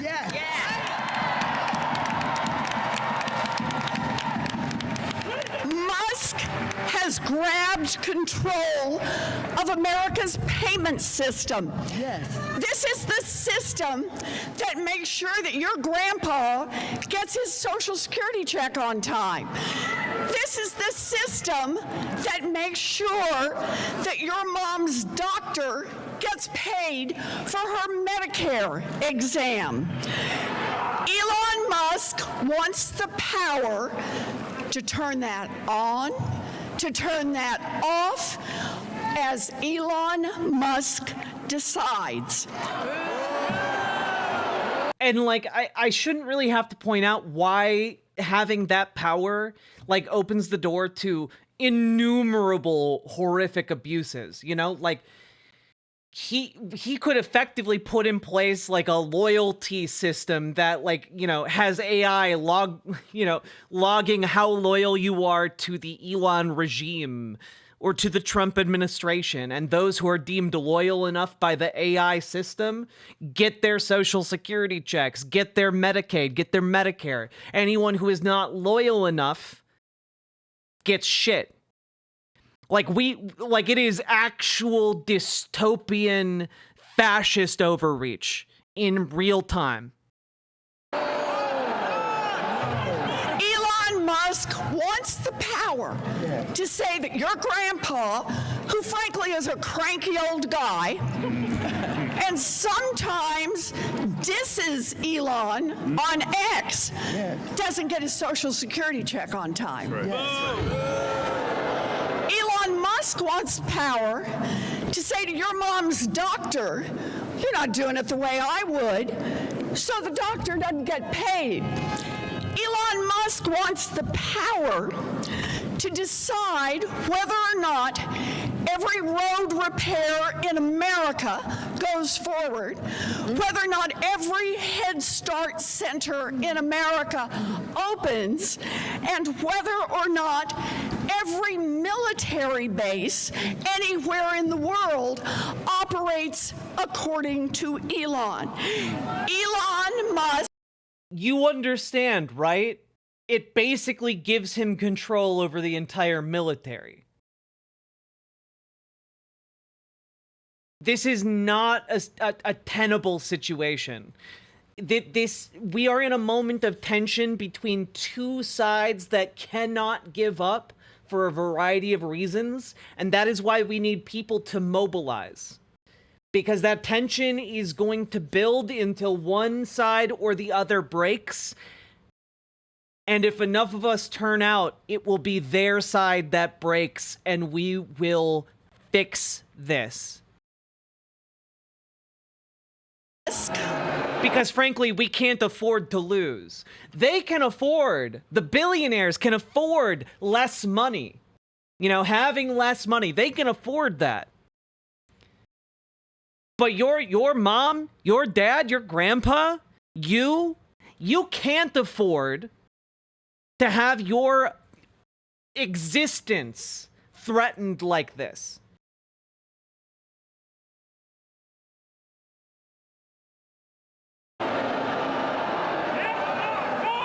Elon Musk wants everyone in America to be at the mercy of Elon Musk. When a billionaire comes asking you to bend the knee, you say, "No, motherfucker." We are here to fight back. Fight back! Fight back! Now, no one elected Elon Musk. Because guess what? Yeah, honestly, Lady Raincloud, excellent point here. When billionaires come to you and demand that you do something for them, you have to be willing to say, "Make me." All right? Tap into your inner bratty sub, okay? You look them in the eye and you say, "Make me." Because guess what? There are more of us than there are of them. They cannot make all of us comply. They are incapable of it. They do not have the manpower or the resources, and that is ultimately why we will win, because there are more of us than there are of them, and we believe in democracy. To nothing. That's right. Not one Democrat in America voted for Elon Musk. Not one. Not one Republican in America voted for Elon Musk. Not one independent in America voted for Elon Musk. Not one libertarian in America voted for Elon Musk. Damn, not one vegetarian in America voted for Elon Musk. And yet, Elon Musk is seizing the power that belongs to the American people. We are here to fight back. And honestly, guys, you may have seen this video going around on social media, but you know what? I'm going to share it anyway. This is the kind of attitude we need to have when we are contemplating resistance, all right? When we are thinking about it. Okay, thank you. What are we wanting to put in? Okay, now I need the emblem out of that to go into this stuff. You want this? You want this? No. Oh, really? Huh? Yeah. Yeah, Nazi bullshit. No. Okay, no problem. If you wanted a modern German forestry seal or something in it, I will denazify shit. But I won't re-nazify shit. Okay, no problem. Okay. This is the perfect encapsulation of how weak these Nazi fucks are. All right? How weak they are. They rely on your compliance. All right? Elon Musk, Sieg Heiled, days ago. He showed the world who he is, what he is, and we need to tell him, Nazi punks, fuck off.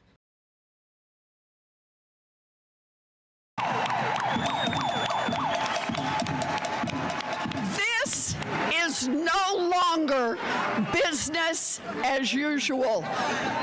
We will speak out. We will rally. We will power a movement all across this country. Elon Musk wants power, and we will fight back.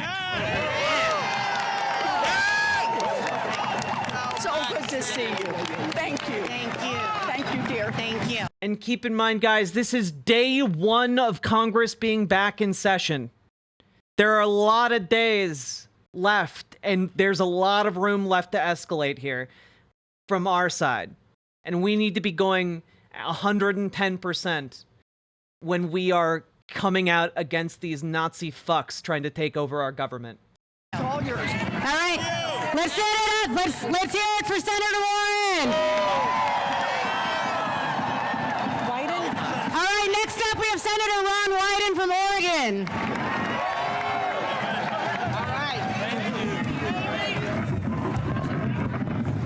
So, on the Finance Committee, I'm the point guy to make the decisions that really matter for the people who are here and the people of our country. And I'm going to tell you, this is not complicated. It's not hard to design. We've got one message today. Tell Elon Musk to take his hands off your money.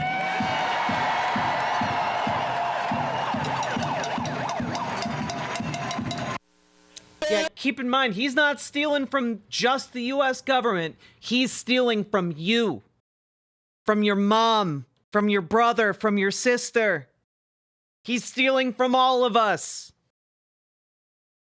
As you know, it's about choices. And some of these Musk people know what they want. They want to cut Medicaid. They want to cut hunger.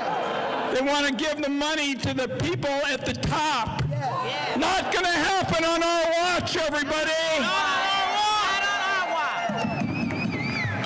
And I'm looking out at this great crowd, and it seems to me there's one message for the billionaires, and that is that political change doesn't start at the top and then trickle down.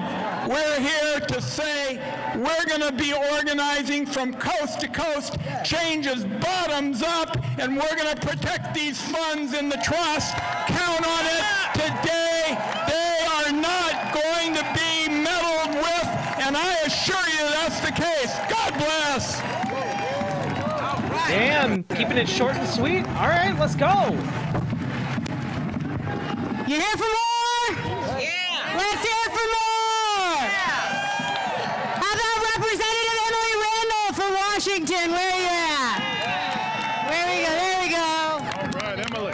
Go Emily. Go Emily. Thank you.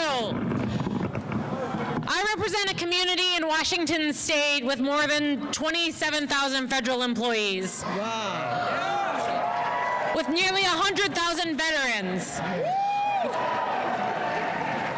Retired, disabled, elders, children on Medicaid, folks who are using their voices to demand that we have a government run for the people, That's right. not the billionaires. That's right.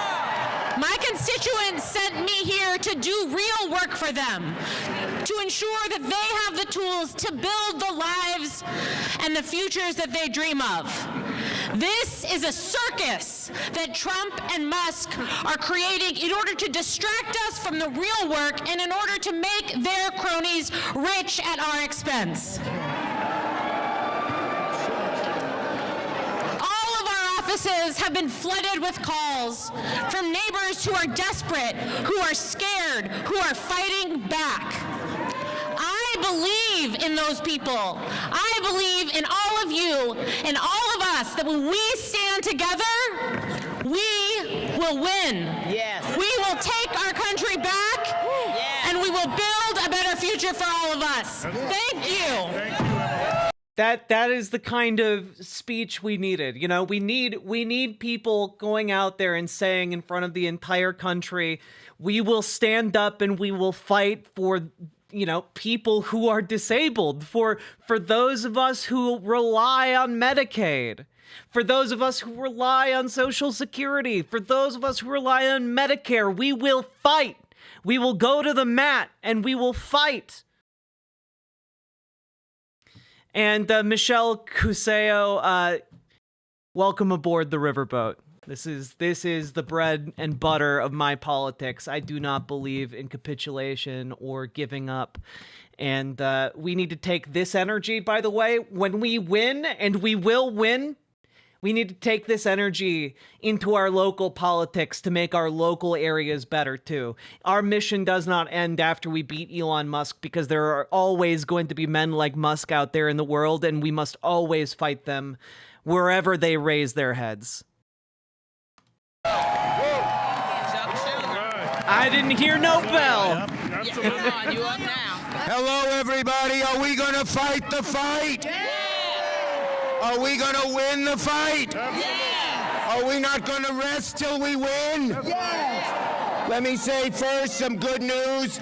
Every one of the 47 Democratic senators is going to vote against that horrible, dangerous man, Russell Vogt, on Wednesday. And Russell Vogt, by the way, one of the architects of the Project 2025 agenda. He needs to be stopped at all costs. That is why one of the pieces, one of the tools that I've been posting in chat, and I'm going to post it again right now, is a call to action and an explainer and a resource for you to be able to reach out to your local elected Congress people and demand that if they are Democrats, that they take action to hold the line against Russell Vogt. And if they are Republicans, to know that we are watching and that we know that they are vulnerable and that they cannot do this. And that if they do, a political price will be extracted. You need to be able to reach out regardless of who is elected in your area. Make sure Democrats hold true to their promises and make sure Republicans fear lashing out and making this man powerful. We cannot allow Elon Musk and small group of people. Yeah, Russell Vogt has literally said disabled people need to die for the good of the country. So, you know, he's literally a cartoon supervillain. To secretly, behind closed doors, take away our privacy, take away our dollars, take away everything we have. We are going to fight this fight. I am going to stand with you in this fight, and we will win. I understand socialism is not a crime. I understand the reticence to stand alongside liberals, but guess what? We're in existential times. We do not have the luxury of being able to choose our allies because we need every single body we can get to turn out and stop this.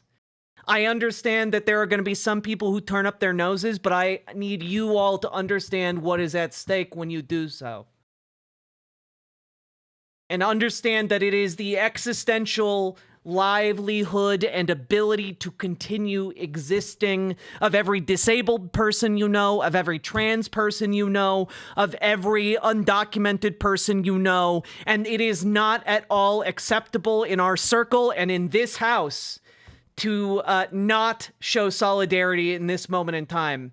When we are past the crisis, we can go back to our respective corners and we can go back to radicalizing liberals. This is the moment we need to stand in solidarity for our mutual survival. We will win. We will win. We will win. We will win. We won't rest. We won't rest. We won't rest. We won't rest. Thank you, everybody. Senator Schumer. All right, we're going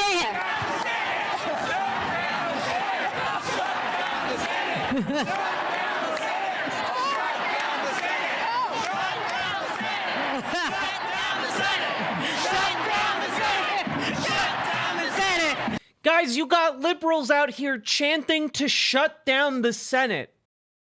We actually are getting fight out of elected liberals. I have not seen this equivalent ever. This is what we need right now. I am actually kind of shocked that elected liberals are seemingly rising to the moment. You know, I could be disappointed at any given time, but you know what? I will take it. Shut down the Senate! Shut down the Senate! Shut down the Senate! Shut down the Senate! Shut down the Senate! Shut down the Senate! Shut down the Senate! Hey! Hey! All right, Representative David Mann, where are you? There we go. Yeah, we are in the cool zone where you're getting like Chuck Schumer chanting about shutting down the Senate. You know, we're in the cool zone. A lot of things can happen in the cool zone, a lot of bad things, but also some kind of cool things. Appreciate you all. So I was just elected to represent the 47th Congressional District in California. I succeeded Katie Porter. And like Katie, like Senator Warren, before going into politics, I was a law professor. And we're here because we are in a constitutional crisis, the likes of which we have never seen in this country. Yep. Yeah. We're here because Elon Musk, an unelected billionaire, is repeatedly and blatantly breaking the law, including by usurping our authorities, the legislative and appropriations authority expressly reserved to Congress. Now, the Constitution is simple. We appropriate the money and Treasury delivers it, but Elon Musk taking it over threatens all that. Musk has claimed powers that even the president does not hold, including the power to, quote, delete agencies that he doesn't like, agencies that Congress created and funded. Now, who the hell gave Elon Musk this authority? Nobody! No one. No one. It's not in the Constitution until yesterday. Elon... And keep in mind, again, these are all the actions you would do if you wanted to make a dictator. That is what we are fighting against right now. Elon Musk had no official role with the administration. Now, all of us up here today, we had to take an oath, just like every senior White House official, like every senior federal official out there, to support and defend the Constitution of the United States. Yeah. You know who never took that oath? Elon Musk. Now, the White House claimed just yesterday Elon Musk is a special governmental employee.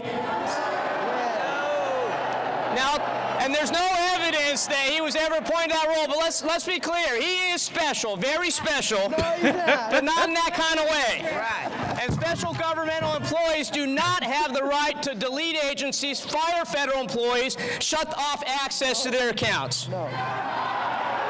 But let's step back and ask, why did Elon Musk want to take control of the payment system? He's a special little birthday boy.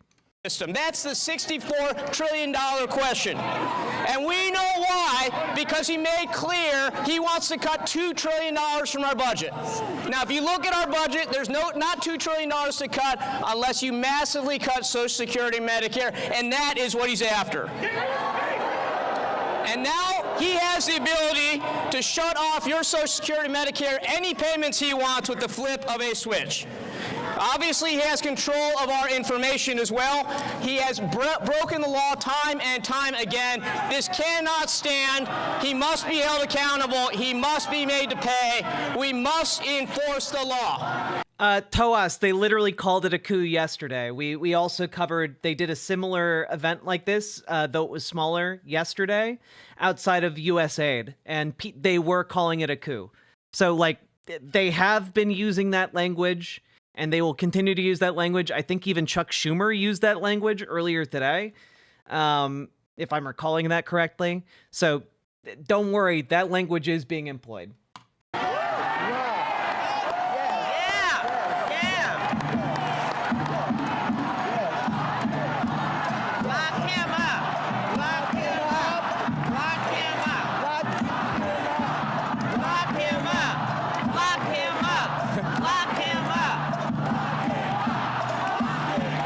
You know, usually I'm against chance to lock people up, but I'll make an exception in this case because dude's an evil motherfucker and is a current, ongoing existential threat to the continuance of the American experiment.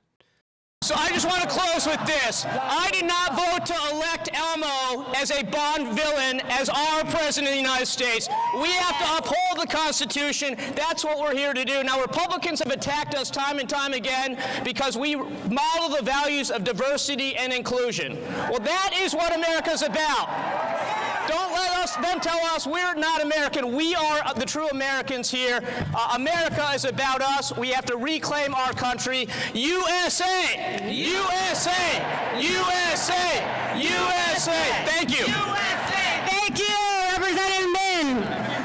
Senator Ed Markey, come join us down here. Thank you. And folks, just real quick, if you are getting anything out of this stream, we've been going for about 2 hours now. Please consider hitting the follow button on Twitch, hit the subscribe button on YouTube, like the YouTube stream, very important for other people to find. And also consider supporting stream financially with subs, donos, memberships, super chats, etc., because that is what allows me to do what I do. This is my full-time job, and it's only made possible by folks like you guys supporting me. So thank you for supporting my coverage. I really, really appreciate it. Have you slept at all today? I literally did a stream last night, ran 7 miles instead of sleeping, took a shower, did another stream because we're in crisis mode, passed out, and woke up to do this stream. So we've been going. I have not even eaten food yet. So let's keep going because it is important. All right. Thank you all. Our patriots, our revolutionaries, they fought against King George. They wanted a democracy. They did not fight to create a king or a dictator. They fought in order to make sure that there would be checks and balances. I really like this approach, by the way, because we haven't had a lot of like sitting members of Congress frame it in this way of like old school patriotism. But honestly, one of the easiest ways to make the appeal to old school patriotism is to be like, you know, we founded this country on fighting dictators and kings, all right? We fought them then, and we're gonna fight them now. That is what is core to our being of America. And I, for one, like that messaging, and I think it resonates a lot with liberals. Yeah, no kings, except for King Kerplunk right there. Thank you for the $5 dono. I appreciate you rising to the occasion. In Alexander Hamilton, they sing. They sing of the room where it happened. One-Eyed Heathen, thank you for the $5 super Leave chat. this on and go eat food. I'm paying to tell you this. I took a nap this morning and ate this afternoon. Go eat. No, we can wait. It's too important. I can afford to miss a meal. We cannot afford to waste time. It is important that we do this, that we get involved, and that this message goes out to as many people as possible so that tomorrow we have, you know, a dozen more events that are twice as large as this one. Okay, we need to be making a stink in every corner of America. It is not like I will eat after stream is done. Don't you guys worry, all right? But donate to Jack. Like it's important. Me, and you too can feel special for a few seconds as she says your name. Salmon Moose, thank you for the 5 tier 1 subs. I really appreciate the support. Thank you so goddamn much for making this stream function. All right, let's keep going. Happens. Well, this Department of Treasury is now also Darcy, thank you for becoming Trump a member. Has given Elon Musk the keys to all of the tax money, all of the programs, all of the hopes, all of the dreams of all Americans. Markey's still got some fire. But this is not the room where it'll happen. This is the room where it's going to happen. It's going to happen out on the streets. Well, since I can't order parts from AliExpress anymore, might as well donate the money to Jack. BWA. Paladin, thank you for the incredibly generous 10 tier 1 subs. I very, very much appreciate that. Thank you so goddamn much for that BWA energy. Let's go. Ethereal, thank you for the tier 2 sub. No gods, no kings. No gods, no kings, no masters. Let's go. Of our country. We are not going to make America great again by making America hate again. We are going to stand and fight. Those revolutionaries, they got knocked down, but they got up and fought. They got knocked down. They got up again, but they got up and fought. The suffragettes, they got knocked down, but they got up and fought. And right now, all across America, people are knocked down, but they are getting up and they are going to fight the dictator of Donald Trump and his henchman, Elon Musk. We cannot allow this unlawful, unfair, unconstitutional act to stand. We are going to stand and fight. Fight! Fight! Let's go and do it! Please grab a snack. I'm not gonna lie. Hearing that old man call Donald Trump a dictator, like, dude, we are solidly in the cool zone. There are some cool possibilities on the table right now, and I, for one, am very excited to see how we win this. Tyrannus.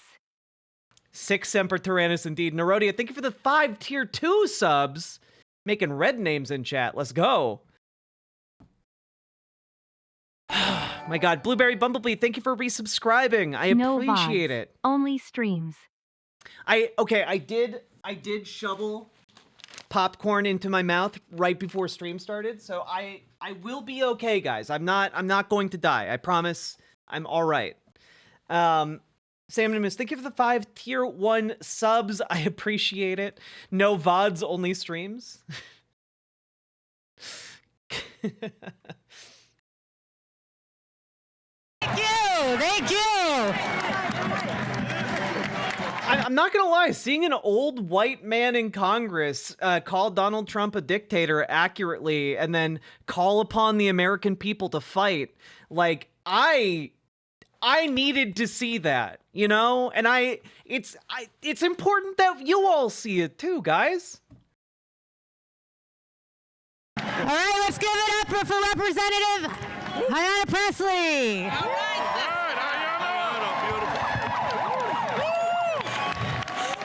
First of all, happy. We need to arrest Elon and not even give him due process, just put on a show trial and get rid of him immediately. No human rights for fascists like him.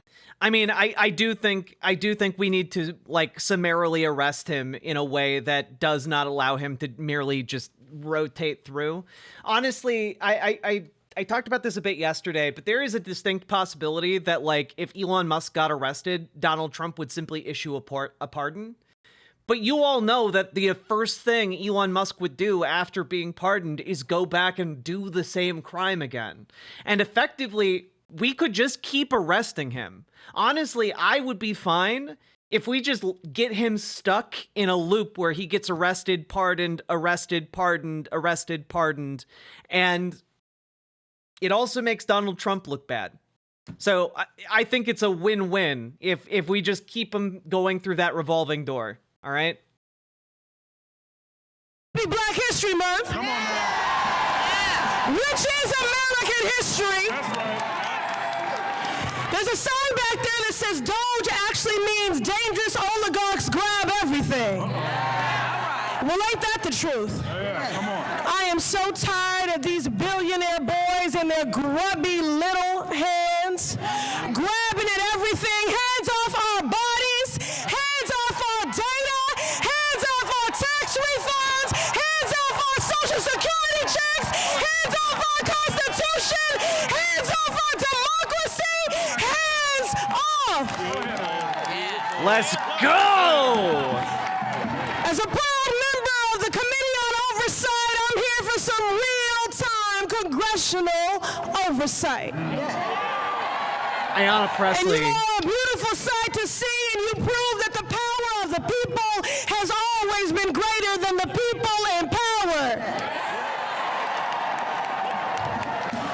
That was true in Seneca Falls. That's right. That was true in Selma. That was true at Stonewall. And it will be here true today. This is an unprecedented moment, a constitutional crisis, but we will match their energy.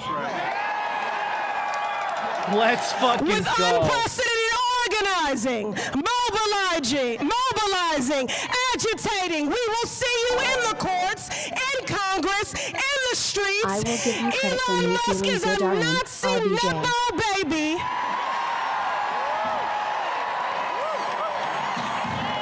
A godless, lawless billionaire who no one elected. Elon, this is the American people. This is not your trashy Cybertruck that you can just dismantle, pick apart, and sell the pieces of. Fuck yeah. And I want to say to our Republican colleagues, pay attention. We're I here disagree with today the in the idea of hopes that support- you will see the light. But if you do not see the light, we will bring the fire. Resist! What a goddamn queen right there. Goddamn. You know, like trashy Cybertruck Nazi Nepo baby bullshit. Let's go. This is the kind of fire we needed. And I saw someone in chat ask, like, where was this fire, like, 10 years ago, a year ago? This is the kind of fire that happens when we are in an existential constitutional crisis. This is fire driven out of necessity, something that has not motivated Democrats in quite a long time. Also, Malin Miller, I'll read out your comment. I muted it real quick just so that we could finish up her speech here. I disagree with the idea of deporting Elon because that would be too kind to him. He needs to face punishment in this country by the people he hurt. Yeah, that's probably accurate. Just hanging. Thank you for the $2.99 super chat. I appreciate that as well. Let's go, folks. We're in the cool zone.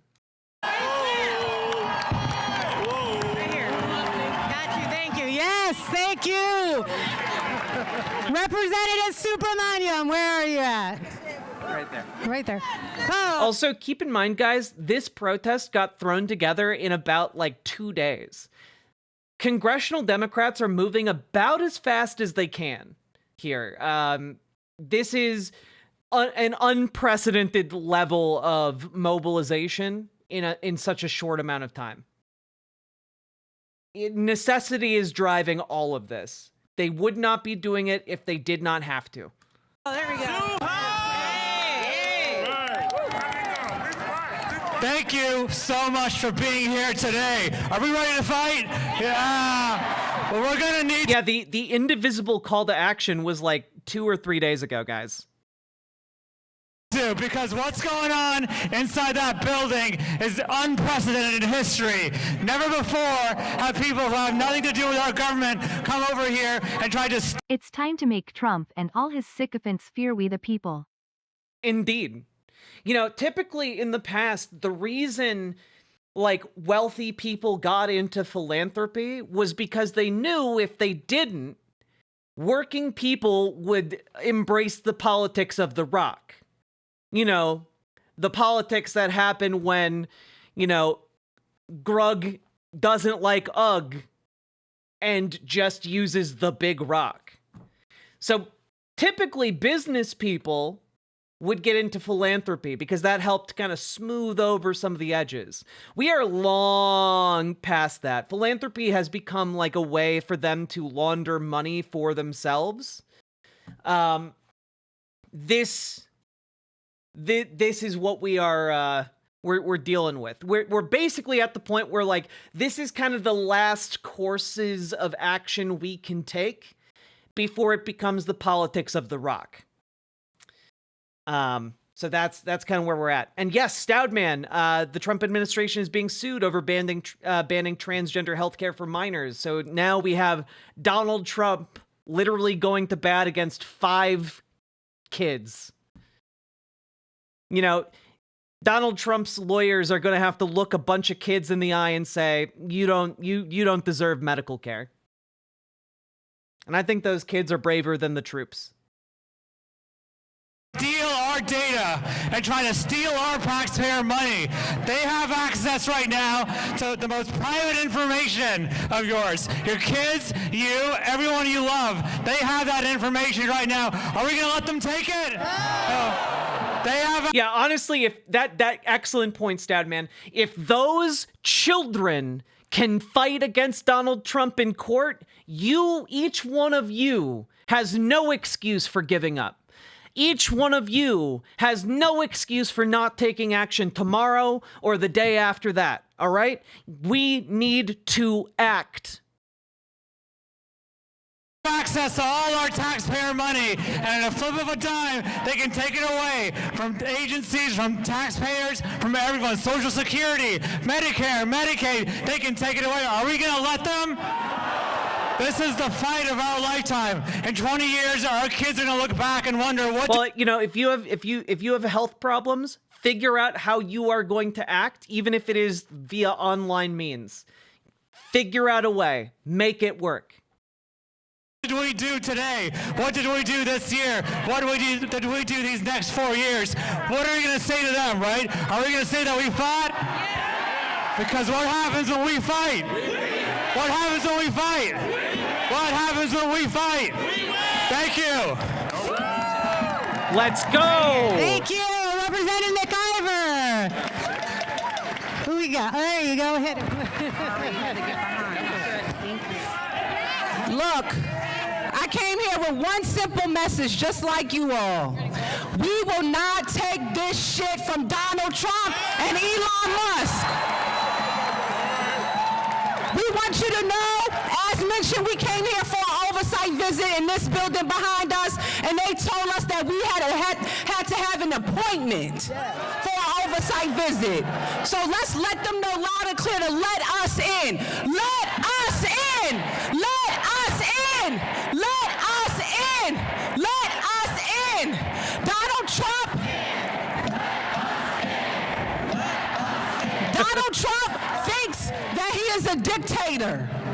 But we are going to prove him wrong. I came here to Congress in September, and I want Donald Trump to know that this Jersey girl means business. We will not stand for this. We will fight back. The people always had the power. And I tell folks, we've been talking about it all day today. Someone told us that Republicans had their phones off the hook so they wouldn't take your calls about what's going on here. Boom to that. They are afraid, chat. They are afraid because we are close to winning. So fight. Do what you can and fight. And I tell you that when we leave here, we need to organize and mobilize and tell people to call every elected official of Congress and let them know, especially the Republicans, that we will not take this. We will fight back. Fight back. Fight back. And as I close out, because I know we've been out here for a long time, and goddamn it, shut down the Senate.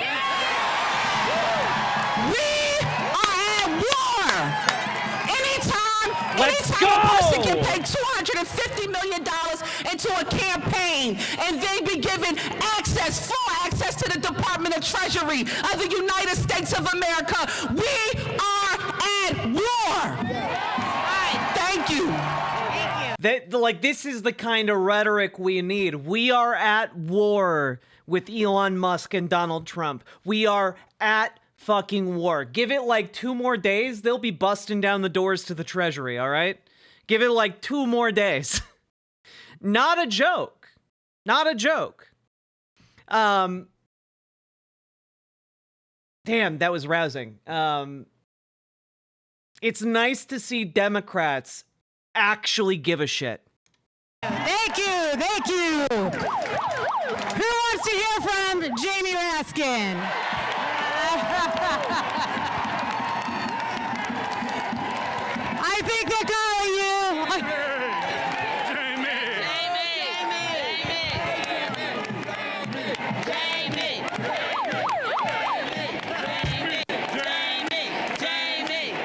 My friends, we got to keep meeting like this. Jamie Raskin's got the Riz. I was at AID yesterday. I'm going to go to USAID to defend the federal workers. We saw you, buddy. And I saw Elon Musk tweeted out a picture of a non-violent, boisterous rally saying, "Looks like an insurrection to me," he said. You know,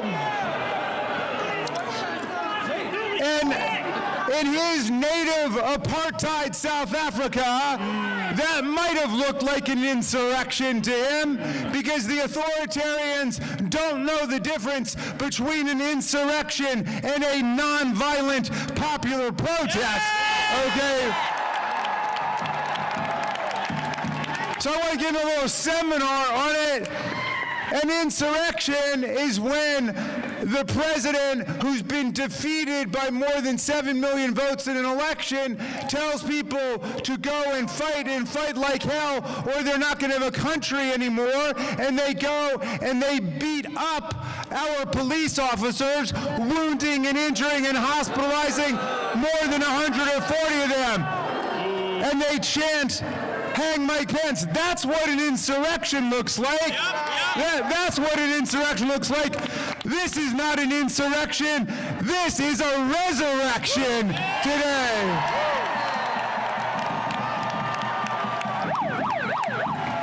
Why don't you tell America what democracy looks like? What does democracy look like? Well then, if we're looking at the Treasury Department, tell me what plutocracy looks like. What does democracy look like? This is what democracy looks like. What does plutocracy look like? Well, my friends, you know, they sent a memo to 2 million federal workers called the Fork in the Road. The Fork in the Road. Wait a second. They took the memo verbatim from what Elon Musk sent the workers at Twitter when he took over that company, and now he thinks he's taken over this company. And so he sent everybody the exact same Fork in the Road memo with the exact same subject line, Fork in the Road. My friends, the real fork in the road is between democracy and autocracy in America. That's the fork in the road. That's the fork in the road. So, we don't have a lot of time to get this right. Do you want Elon Musk controlling your parents' Social Security checks? Do you want Elon Musk controlling the flow of money to the red states or the blue states? Do you want Elon Musk controlling congressional appropriations to disaster areas around America? Are you willing to fight day and night, dawn and dusk, to fight Elon Musk and take our government back? Let's go! My friends! It's not a perfect comparison, but this is basically the American equivalent of Russia in 1993. Yeah, except we're gonna win this time. I'm gonna leave you with the words of some great democracy patriots who we gotta keep close in our hearts. First, the great Frederick Douglass, who was born an hour away from here in the Wye River Plantation. And he became a great freedom fighter in the Civil War and through Reconstruction. And Douglass said, if there's no struggle, there's no progress. And the struggle may be moral, it may be physical, it may be moral and physical, but there must be struggle. Power concedes nothing without a demand. It never has, and it never will. A message to you from the great Marylander, Frederick Douglass.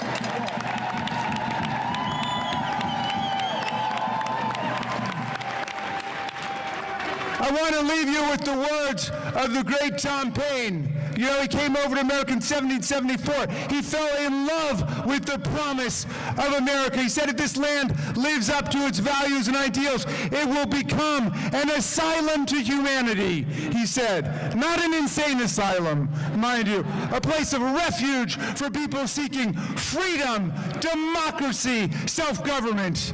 And he wrote Common Sense, the pamphlet that ignited the American Revolution against the kings and the queens and the oligarchs and the plutocrats and the emperors, all of it.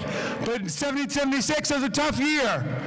Half the people are still running around saying, you can't beat kings and queens. Everybody's always lived under people like Donald Trump or Vladimir Putin or Kim Jong-un. But half of the people said no. They said, let us gamble on democratic freedom. Let's pledge to each other our sacred honor, our property, our very lives to fight for democracy and freedom. Said Tom Paine, and then in 1776 he wrote a pamphlet to give people courage and hope. It was a tough time. The country was split, and a lot of people were caving in to the monarchs and the plutocrats. And he wrote a beautiful pamphlet called The American Crisis. I want to quote a tiny little passage for you. I'm going to update the language pursuant to instructions from Nancy Pelosi, who said Tom Paine was a feminist, and that he was.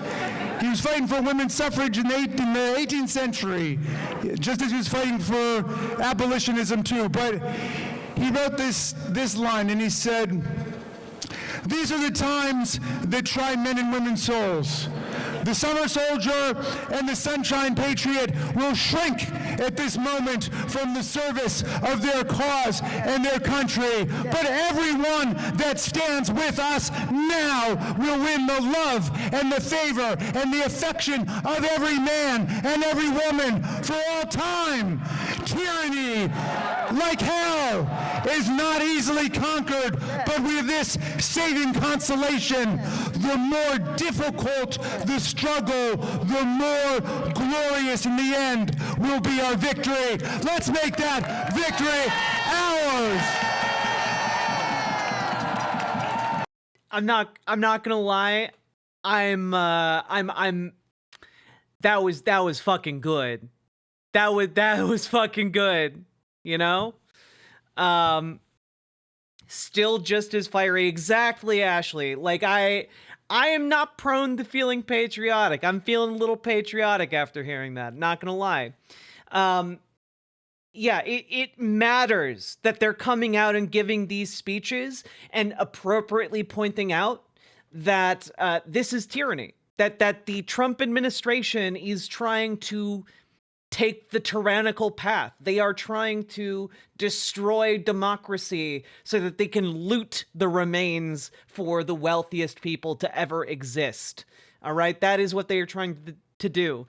And when you look at like what are the news organizations reporting right now? Here's Politico. One of their top columns right now is Democrats are falling for Trump and Musk's foreign aid trap. And I was just taking a look at it earlier today, and you want to know what they're talking about? You know what? You want to know what they're talking about? They're like, they're literally being like, like Obama's chief campaign strategist is like, you know, you don't have to fight every fight. And it's like, no, actually, this is a fight we need to fight. It's not just U.S. aid that is at risk here. It is the Treasury payment system. It is an undermining of the Constitution that has no comparable moment in the history of America. Somebody donated earlier that saying something along the lines of, this is worse than 9/11. And yes, it is worse than 9/11. This is one of the worst data breaches in not just U.S. history, in world history. The payment systems of the U.S. Treasury are one of the most sensitive secrets the United States possesses.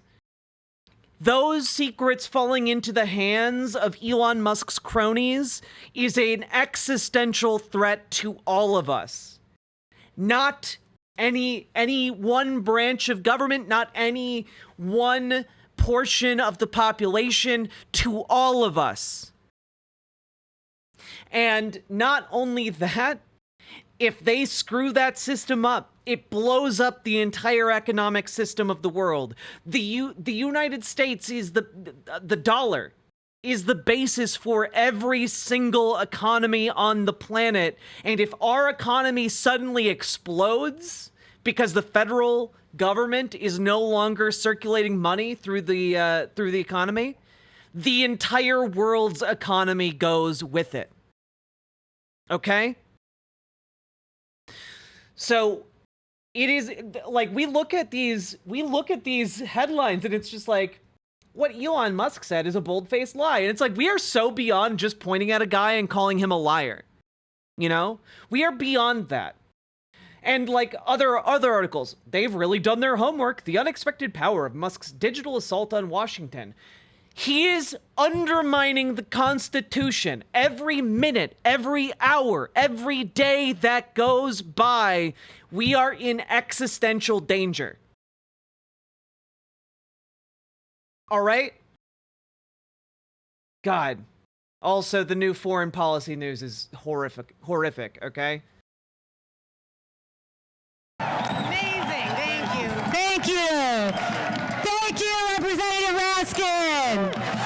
We've got a few more folks. Also, people are asking for a link to this video that we're going over. Here you go. Here's a link to the old stream.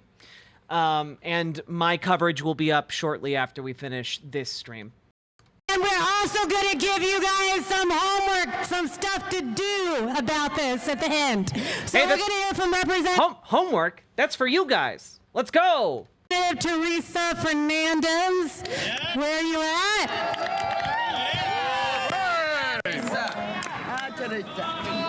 Buenas noches, America. How are you tonight? How is the crowd? 1 second. Socialism is not a crime.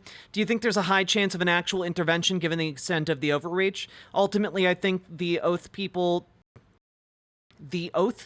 take is more important than what some fascists want to do. I do think that there is a high chance for intervention. Like this kind of overreach is to an extent that is largely like we cannot caution it. You know, like it is not something that our system can tolerate and continue to exist. You know, if Elon Musk gets this close, there needs to be a political price for that. There needs to be some kind of price for it. And because if there's not, someone inevitably is going to try this again. Okay?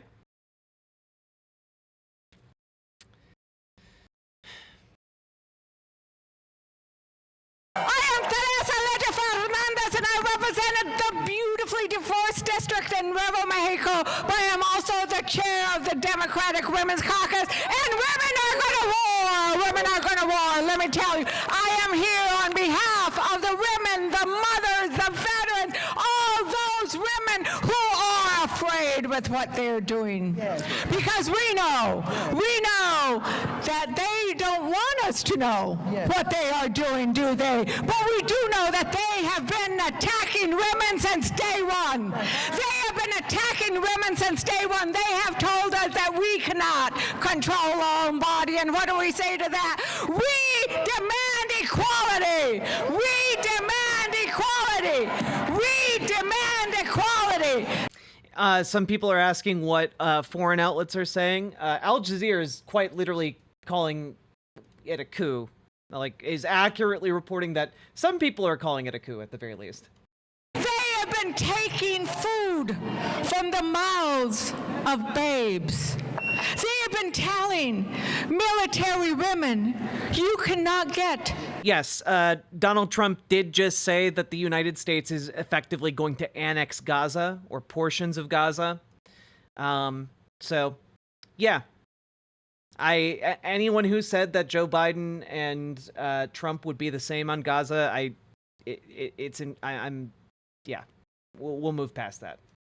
The health care you deserve. No, absolutely not. And now they are telling us we cannot go in this building to find find out? Well, we say, open the doors. We say, open the doors. Open the doors, because we demand the right to know what you were doing. But more importantly, we demand that you take your hands off of our money. Raid from we demand that Zateo. you stop. Well, welcome, Zateo Raiders. Welcome, welcome, welcome. You are more than welcome here, and thank you for finding your way here. I, for one, very much appreciate it, and I hope you guys get cozy. Unofficial Zateo raid? Ah, gotcha. You stop giving an unelected billionaire the right to our savings account, to our retirement account, to our payments, because that's what he has. Would you invite Elon Musk or his interns into your own savings account? Would you ask him to come and rifle through your regular house bills and what you pay and don't pay? Would you, oh my God, would you ask him to say, come on over, take a look at my children's personal data? Hell no, absolutely not. And we cannot let him do that now. We cannot let him do that now, because we know, but it's not just Musk, it's Trump. Because let's face it, that man and his cabinet, they don't think, some of them don't even think we should vote. They don't think we should serve in the army. They don't think we should have all the offices that we do. But I tell you, we are in Congress, we do vote, we do show up, and we are here to say, take your hands off of our money.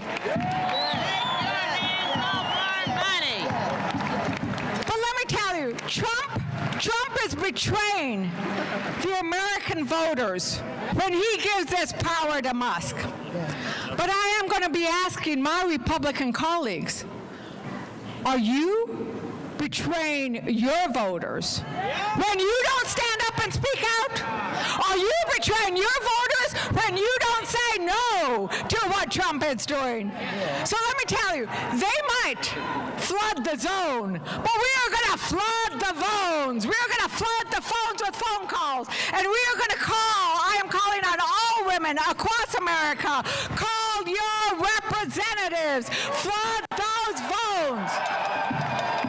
Women across America, make sure that every representative, every senator, Democrat, and especially Republican know that this will not do. This will not do. Because when women stand up, we win. When we fight back, we win. When we fight back, we win. When women speak, we war. They don't call us Mama Bear for nothing, right? They don't call us Mama Bear for nothing. We are going to show up, we are going to fight, and we are going to be with you every step of the way. Muchísimas gracias. Hasta la victoria. Thank you. Next up we have Representative Seth Magaziner. Sorry. Hello, everyone. I'm Seth from Rhode Island, and I see a whole lot of people in front of me who love America. I'm seeing some people ask, are we going to have a French Revolution moment? And the answer to that is, that depends. If the U.S. Treasury payment system collapses because an intern altered the code wrong, pressed the wrong button, destroyed the wrong piece of vintage machinery, then all bets are off. All bets are off. If $2 trillion, which is what is estimated that they want to take from Medicaid, is taken, all bets are off. If the scale of the theft goes through, all bets are off. I don't know, like, really where it goes. All I know is that the two most likely outcomes of their course of action, of Republicans' current course, is a lot of really, really, really angry people with very little to lose. So, I do think that tends to lead to violence. What that might look like, how that might manifest, I can't begin to tell you. But I do think that is I'm not advocating for it. I'm just letting you know that is a very likely outcome if this is allowed to stand. America who love our democracy and who are ready to fight for it. Are you ready to fight for it? Yeah, this is what shit going down looks like. We are standing here with you today as representatives of the people, by the people, and for the people, and we are going to get you your money back. Yes. And we are standing in front of this building because, get this, this weekend, an army of unelected, unvetted, unconfirmed, unknown children broke into this building to steal your money, steal your data, and steal our democracy. And that group of unelected, unvetted, unconfirmed children were acting under the orders of an unelected, unvetted, unconfirmed man-child billionaire who is trying to steal from you. Yes. And we are not going to let it happen. Yes. We are not going to let the cruelty of this man win. Yes. The cruelty of stealing from the people to pay for a tax cut for himself. Yes. To steal food from children to pay for a tax cut for himself. Yes. Medicine from seniors to pay for a tax cut from himself. Yes. Your data to get money for a tax cut for himself, and our democracy for a tax cut for himself. We are not going to let that happen. No. My question for you: are you ready to do the work? Because this isn't going to happen by himself. He was bragging over the weekend that he was working harder than us. So are you ready to do the work? Are you ready to do the real work to take? Because, guys, this is a great question. Because you need to ask yourself, are you ready to work? Are you ready to act? Because these people by themselves cannot save us and will not save us unless we all individually act. Our power is not concentrated in the hands of a few. It is distributed amongst us, and thus we all must act in our own ways. All right? So ask yourself, what are you going to do? Figure it out. A reminder that if you can't get out to protest or it's not possible for you not to because reasons of one variety or another, contact your Dem reps and make sure they're out protesting. Yeah, you know what? If you can't get out there because of a disability of some kind, you can definitely email and call your reps, okay? You can do that. Additionally, if you cannot get out there, you can absolutely attend DSA meetings, attend your local Democratic meetings, help organize the back end of all of this stuff. It takes work to organize this. It takes spreadsheets, it takes Word documents or Google Docs. We need people to do that. We need people to take notes on meetings. We need people to volunteer their efforts, and you can do it on Zoom. You can do almost all of that organizing work online via Zoom, via, Skype in some cases, I guess. You can make this happen. Need to get Fetterman out of office. He was the lone Dem sent to vote for Pam Bondi. PSA sign up for independent media, Zetio, Wired, Handbasket, etc. Yeah, honestly, Andrew S., very good point. I was forgetting to bring up Wired. If you guys are looking for different places to check in about what is going on, you should probably subscribe to Wired. Be subscribed to Wired. They've been breaking all kinds of stories about the digital manipulations and law breaking by Elon Musk and his associates. They've been doing a really good job of accurately reporting on these issues. Check it out. Zeteo also doing an incredible job with their coverage. I haven't heard of Handbasket, so I can't speak to that one. But a lot of these, a lot of major mainstream media is not reporting on this in a way that is accurate. Because if you were to report on this in a way that is accurate, that like a neo-Nazi 19-year-old who up until like 6 months ago was going by Big Balls is now one of the people currently acting directly under Elon Musk to gut the US government, that would cause alarm bells to ring from here to every corner of the country, okay? And that is accurate. That is an accurate description of one of the things that's happening. Just one tiny piece, all right?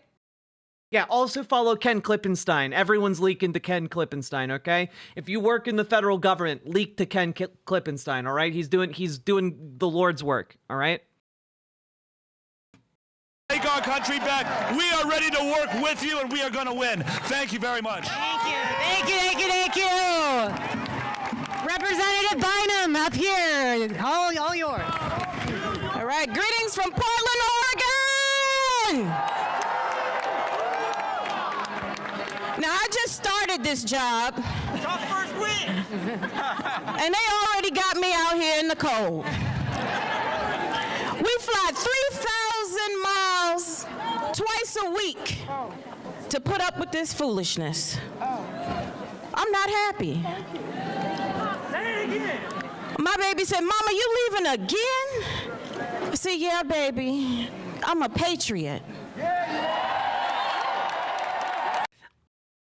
Y'all, you need to load that language into your brain, okay? You need to load that language into your brain because there is no easier way to radicalize liberals than to say, than to frame your ideals as patriotism.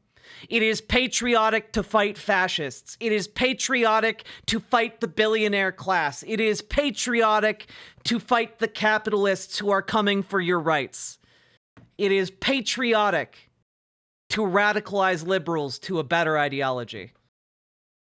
I'm a patriot. They never told me I could be a patriot, but I'm a patriot. And you're a patriot. And you're a patriot. And you're a patriot. Because I grew up here in D.C. I was a little girl. I was a little girl that rode the 50 line to Brightwood Elementary School. And they always told us the British had come to storm the city. They always reminded us the British had come, and they burned everything down, and we could never let that happen again. They told us, and here we are, Trump and his billionaire boy band. They're not British this time, this one's South African, but they came back. And we're here to say bye-bye. Bye-bye.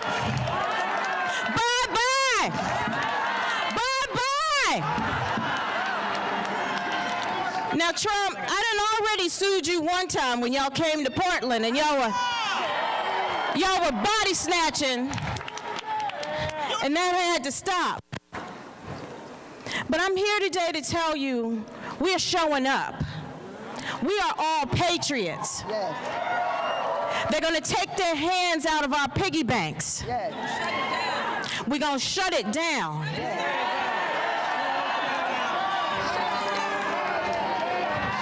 We're going to tell Elon Musk, now listen to me, get your hands out my pockets. Say it with me. Get your hands out my pockets. Get your hands out my pockets. Get your hands out my pockets. Get your hands out my pockets. Get your foot off the Constitution. Take your foot off my neck.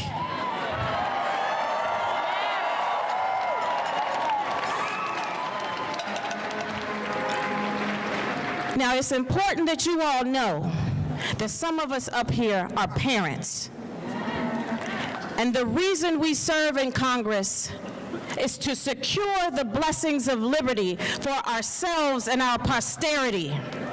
That means not just for this generation, but the next generation, and the next generation, and the next generation, and the next generation.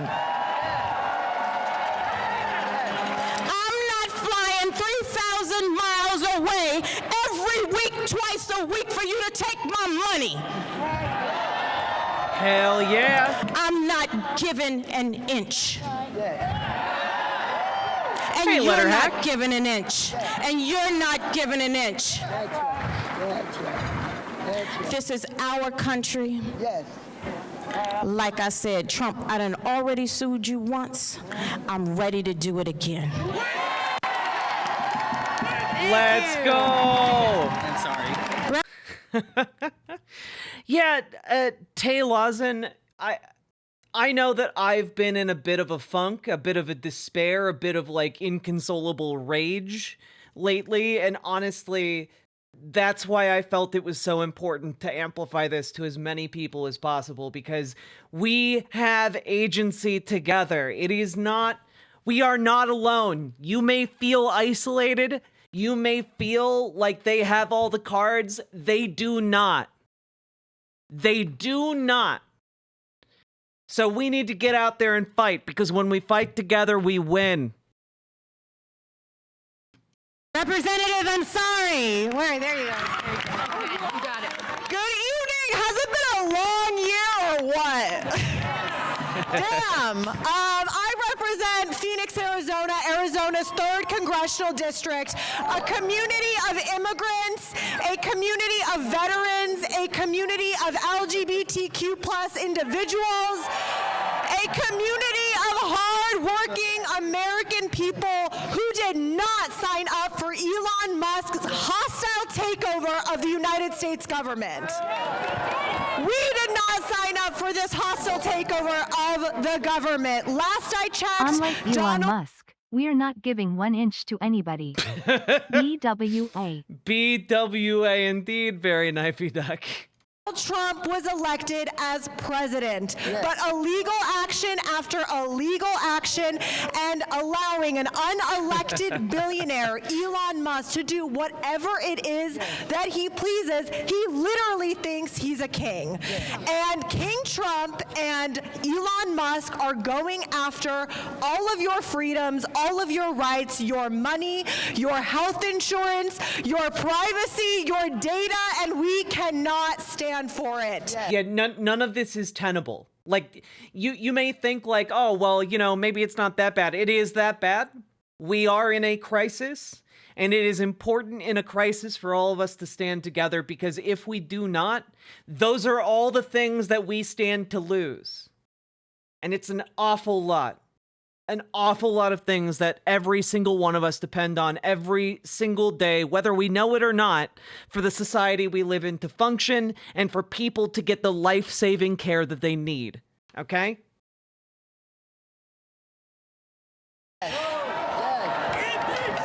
Salmon mist, that sounds delightful. Being here tonight, it is so important that people across the country show that this is not acceptable. This is not what a democracy is all about. We will not stand for it. We will use every lever in our power, but we need you. We need you to call your Republican representatives and ask them why they are complicit in the hostile takeover and dismantling of every agency. They went after U.S. Yeah, honestly, I know that it can be harder to call Republican offices or to speak with Republican staffers. I know it can be harder. If you are in a position to safely do so, you know, for example, I wouldn't necessarily recommend it if you are trans in a deeply red state with draconian anti-trans laws. But if you are in a position to do it, make them scared shitless about the cost of allowing this situation to continue, okay? Because they all know, every single Republican knows that this is an existential crisis for the country, and they are playing fast and loose with the continued, support of their constituents. Because if something goes wrong, if the U.S. Treasury payment system breaks, every single one of their constituents will be out for their blood. You know, the first person that their constituents are going to visit with pitchforks and torches are going to be their elected officials, Republicans, you know? So they know that, they are painfully aware of it, and they are doing their best right now to stick their fingers in their ears and go la la la la la, and not listen, not pay attention, and just keep their eyes on the prize, those sweet, sweet tax cuts, right? Make sure you let them know you are aware of their situation, and you think that they should be worried about it. And also, if you live in a blue state, make sure you're calling your Democratic representatives as well so that they keep their spines. That's going to be very important as well. They've gone after Treasury. They're going after the Department of Education. They're going after the Environmental Protection Agency. It is outrageous. So thank you so much for fighting with us. We will win this. Thank you, thank you, thank you. We got a few more. We're going to do Representative Becca Balint next. Hey, hey, hey, Vermont's in the house. Every movement needs a scrappy little dyke, and I am that person. Oh, all right. Let's go, slurs. Let's bring it! Everybody, we need to bring all of the energy, all of the talents we have. Each of you have something special to bring to this movement. I see lots of people out here saying, what can we do? How do we put our energy in? Here's the marching orders, folks. First and foremost, you cannot lose hope. I know everyone is exhausted. You're overwhelmed. You feel like you got nothing to give. I get it. You must do what you can when you can. And when you need a break, you turn to the person next to you and say, it's all for you. You go in now. You do what you can when you can. We need all of you to be our eyes and ears. Authoritarians win when we stop paying attention. You have to tune in. You have to document. You have to post what you're seeing. You have to record the truth and get the truth out. I know how tired you are. I know it. But you are not just doing it for you. You're doing it for your neighbors who don't have a pot to piss in. You're doing it for the folks who don't know if their kids are going to get fed tomorrow. This is not just about us. It's about everyone. It's about everyone. Let's go. And we know. We got to get those people some piss pots. Let's go. We know the people who have not let us in today, they are not thinking about us. They are only thinking of them. So doesn't this just help Trump to feed into this narrative? Nope. It doesn't help Trump. Mobilizing people, mobilizing bodies, raising public awareness, all of that actively frustrates the efforts of Donald Trump.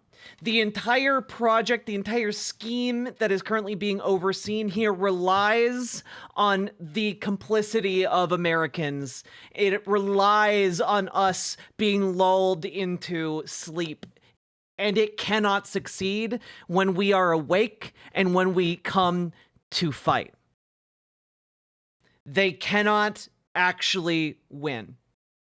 Because we are mobilizing not just in the case of everything going right, we are also mobilizing here in case things go sideways. Because either way, we are going to need people mobilized, aware, and ready to scrap. So here's what you need to do.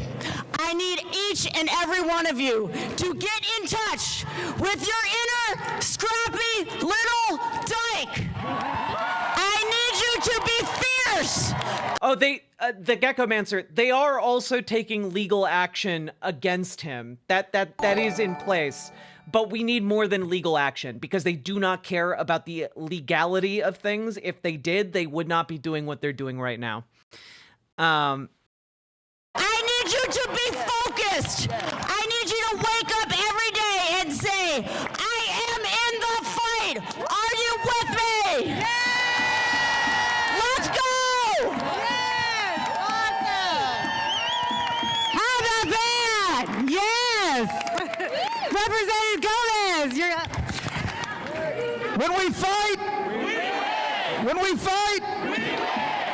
I'm Jimmy Gomez from Los Angeles. Before I was ever... Well, you also need a plan for how you're going to arrest and hold the world's richest man.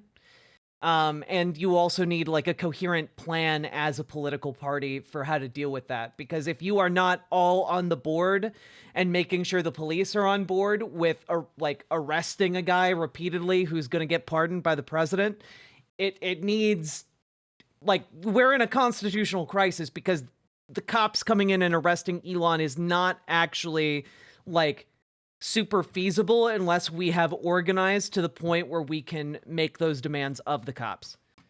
And I don't know if we've hit that point yet. Elected, I was a union member and a union organizer with the American Federation of State, County, and Municipal Employees. And we learned that we are brothers and sisters keepers, that when we speak, we make more noise than the 10,000 people who remain silent. So we can make some noise. Are we going to fight in Congress? Are we going to fight in the courts? Are we going to fight in the agencies? And are we going to win? Also, I am also on the Ways and Means Committee. It is not the sexy committee that judiciary or oversight. You do not see us fighting.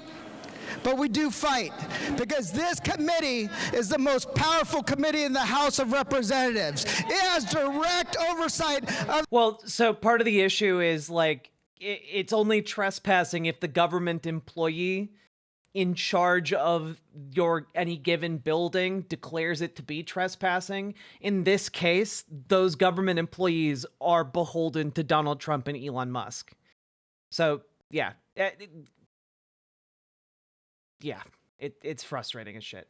The Secretary of the Treasury. It has direct oversight over taxes. It has direct oversight over trade. And then what they're going to try to do is pass a tax cut that gives $5 to $8 trillion to the richest 1/10 of 1% of Americans. That's what this is about. And here's the thing. Like Congress can't declare that Elon Musk is trespassing. That I don't think that's really in their purview over the Treasury. When Secretary Bessent gave access to Elon Musk and his cronies, it wasn't just about data, right? When do you think we will have a clearer picture of everything? We have a clear picture of it right now. The clear picture of it is that, you know, Donald Trump in 2017 passed trillions of dollars in tax cuts for the world, like the world's wealthiest people here in America, with your taxpayer dollars. And those tax cuts are set to expire this year. So all of the capital owners who got those sweet, sweet tax cuts are descending on Washington and throwing their weight behind Donald Trump to ensure that those tax cuts get renewed and expanded. So like it is not, it's not a complicated picture in that sense. All of the complications are being put out by the Trump administration and the executive orders in order to distract from the very not complicated core of the issue, which is that they want that cold, hard cash. And the issue is the US government does not have, you know, $4 to $5 trillion just laying around, and they need to find that money.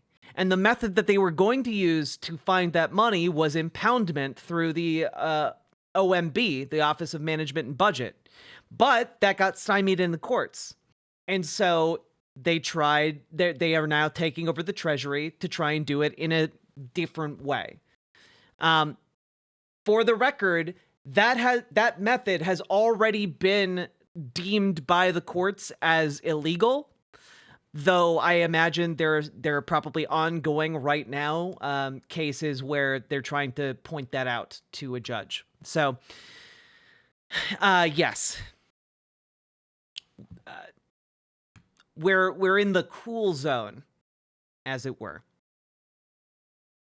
They also planned on tariffs as income. Yes, the reason why Donald Trump is passing all of these blanket tariffs on our closest allies is so that they can get more money to give to billionaires. That explicitly, that's what it is. They are looting the American public. They do not care about the economic damage as long as they get those tax cuts passed. That's it. That's all they care about. Say it's about data. It's about control. It's about control. Because if you ever filed your taxes, they have your bank account number. They have your routing number. And what they can do is take that money out of your account without ever you knowing it. So that's what they can do. They can steal your money. And what we're and they can currently do it. It's not like they have to get that access. They currently have that access. Gonna say what we're gonna do is we're gonna stop the steal. We're gonna stop them from stealing your parents' money, your Social Security money. We're gonna make sure that we push back, because it's all about giving tax cuts of almost $8 trillion to the wealthiest individuals in this country. And it's time that we stop the billionaire establishment from stealing our future. Thank you. Thank you. Thank you. Representative Keandre Dunn, let's hear it from you. How are you doing out here? How are you? Yeah, worth noting, Mewtwo appeared 100% correct there in observing that the next target is the Department of Labor, because the other way that they want to raise money to give to billionaires is by cutting labor costs across the entire US government. That's why they're trying to get as many people to quit as possible, because they are trying to use that as a means of giving a massive amount of money to the richest people to ever exist. What are you doing out here? I'm Sydney Kamlaga-Dove. Shut down the Senate! Shut down the Senate! We've literally got a bunch of liberal members of Congress chanting to shut down the Senate. This is insane, dog. Shut down the Senate! That's right!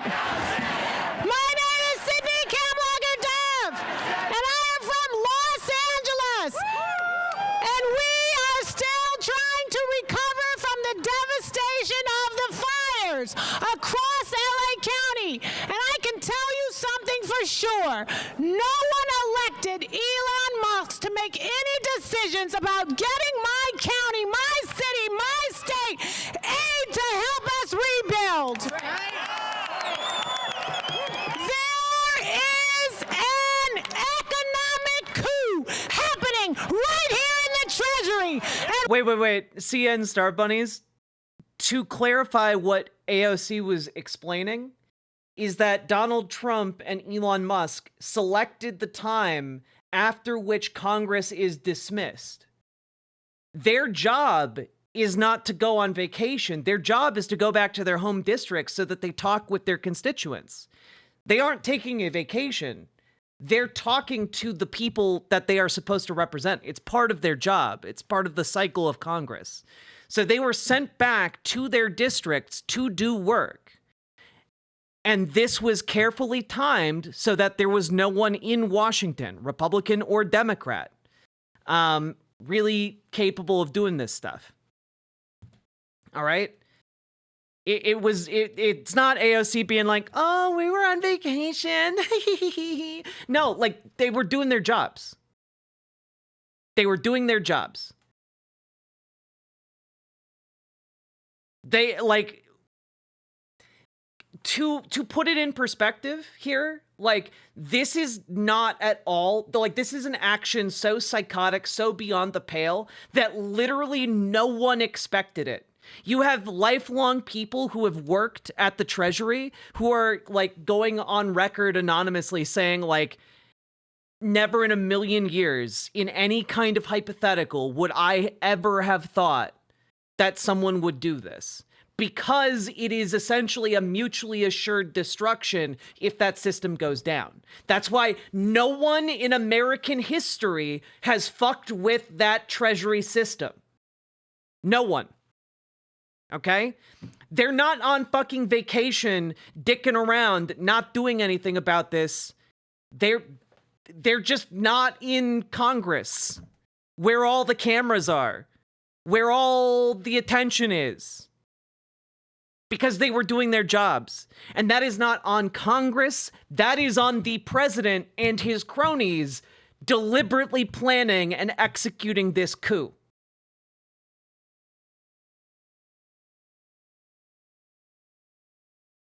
Right there in Trump's White House, but there's a revolution happening right here on these streets.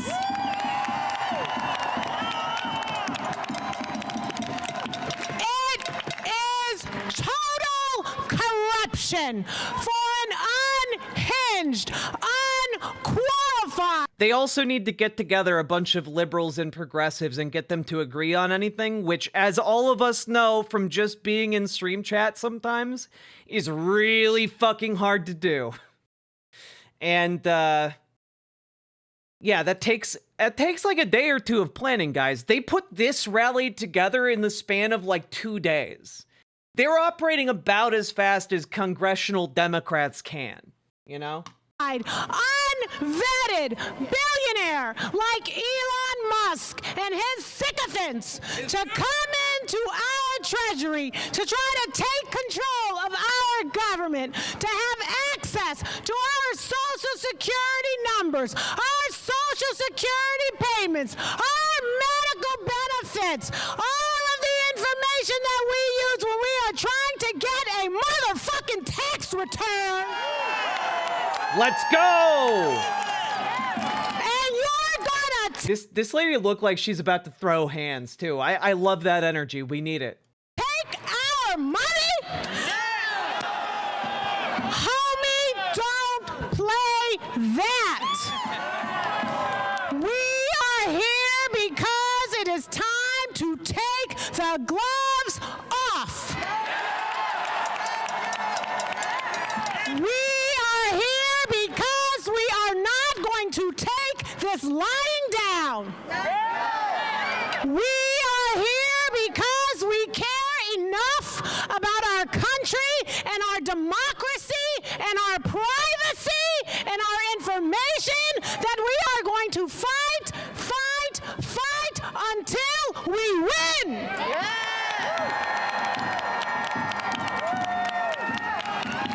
And let me tell you something, people.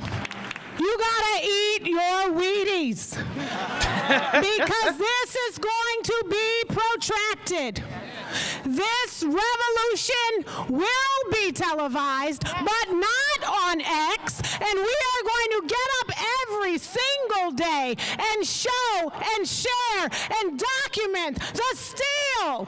We are going to show and tell and document the truth. We are going to show and tell and document democracy and the Constitution so that we remind every single person who is apathetic or has been sleeping that this is the time to wake up, this is the time to rise, and this is the time to fight so that we win.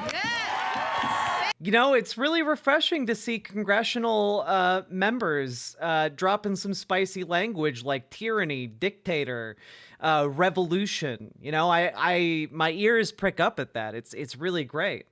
And I do think that one thing we need to be prepared for is that if we are successful in averting this moment of crisis, and make no mistake, it is a crisis unrivaled in the history of the United States.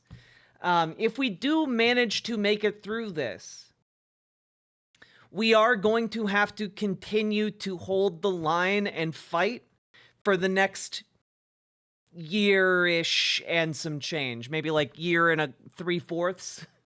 You know, we are going to have to be able to hold the line and hold our elected officials accountable. We are going to have to be engaged.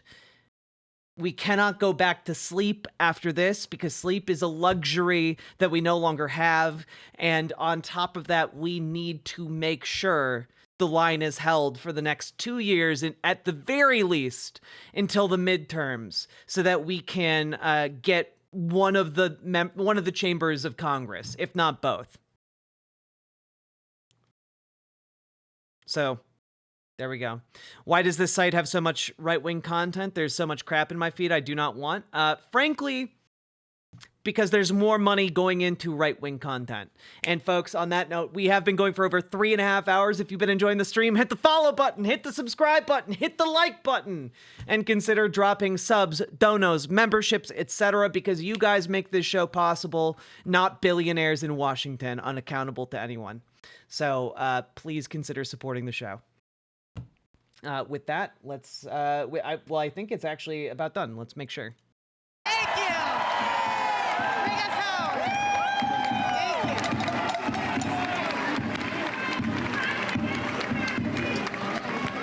Can you hear me?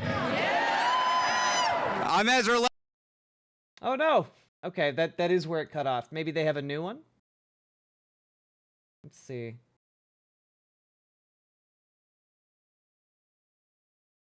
Oh no.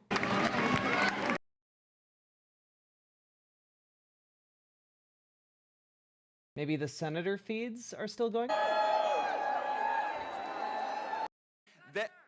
I'm going to give y'all some homework. We are trying to, and we are.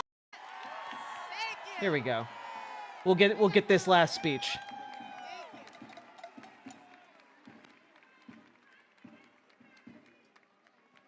Can you hear me? I'm Ezra Levin, co-founder of Indivisible.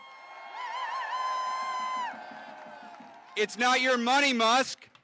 It's not your money, Musk. It's our money. Whose money?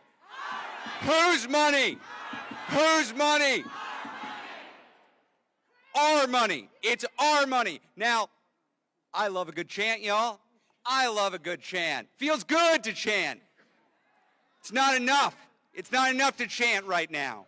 Okay? It is a school night. I'm going to give y'all some homework. Okay? I'm going to talk about one man. He was here earlier. He left a little bit earlier, but I have a message for him. Leader Schumer, you were here. You led some good chants. I like to hear those chants. Do something. Do something. Do something. Do something. Hey, I've heard another chant here a few times tonight. I've heard it a few times. Shut down the Senate. Shut down the Senate. Let's go. Shut down the Senate. Shut down the Senate. Look, look, look, look. Hey, y'all. I like to yell at Chuck Schumer as much as the next guy. That is also enough. Chuck Schumer is leader of the Democrats in the Senate. Let me tell you what happened today. There was a vote for yet another nominee, another Trump nominee to lead the VA. You know, that's how I felt too. That's how I felt too. 22 Senate Democrats voted for that nominee. 22 Senate Democrats. You want Chuck Schumer to do something? You tell your Democratic senator to oppose these nominees. Oppose these nominees. Which is why you guys need to get out there and contact your elected representative, okay? We cannot do it alone. We cannot sit back and allow like these people to like try and save us, because they on their own cannot do what you guys are positioned to do, okay? You need to reach out to them and you need to contact them. It is on all of us. It is on all of us to bring this message. There are 3 pieces of homework I want you to bring home with you tonight and then to bring to your senators tomorrow. One, blanket opposition to these nominees. When I say opposition, you say blanket. Opposition, opposition, opposition. That's right, blanket opposition. Number two, we need to withhold unanimous consent. I know that's technical, I know that's wonky, but if we are going to get our senators to actually do something, we have to tell them what we want to do. Withhold unanimous consent. Withhold unanimous consent. I love you guys. Okay, the third thing we need them to do is we need to make Republicans in the Senate, their lives need to be miserable. They need to get worn out having to stand up in that chamber and hold the floor. They need to say, we're doing this and we're going to lose sleep over doing this. And stay in the Senate chamber doing this. That means quorum calls, quorum calls, quorum calls, quorum calls, quorum calls, quorum calls, quorum calls. What does all this do? Shut down the Senate. Shut down the Senate. Shut down the Senate. Yes, that's on. Genuinely, we need to do this. We put pressure on your elected representatives to shut down the Senate, chat. Chuck Schumer, but that's on all of us. That's on all Senate Democrats. We all have a role, okay? That is what we are going to do. Now, the easy way to think about this is when you're going and talking to your Democratic senator, you say, hey, I'm from Canada. I don't know how to show my support, so here's a donation. Honestly, your support for me matters a lot to me and my coverage and allows me to continue to do what I do. So I very much appreciate it, Vignesh Kolapan. I probably am pronouncing that wrong, and I apologize. imagine you are Mitch McConnell in the minority, and then do what that asshole would do. That's what you're going to do. Are we going to unify this Democratic opposition? Are we going to stop what Donald Trump and Elon Musk are doing to our country? Is Trump a king? Oh, that's news to me. Does Musk have a mandate? Can you explain what shutting down the Senate does? Is it to stop appointees? Yes. It is effectively saying we will not do anything until you meet our demands, you know? And honestly, they could just stonewall indefinitely. You know, you get nothing done. You take no further steps. This is a rock wall. You get nothing. Goodbye. Jack, denying unanimous consent can slow things down so much, like slow it down many, many, many times more. The Senate operates on unanimous consent on most things for a reason. And yes, the entire point of what he is trying to put forward here is to slow the process down for everything. Because by slowing the process down for everything, by sticking to the rule book, by being a stickler for every little piece of protocol, we can limit how fast they move on all of these things, which limits how much damage they are capable of doing and gives more time for us to push back on any one of their individual pushes, on any one of their individual decisions to try and undo our democracy.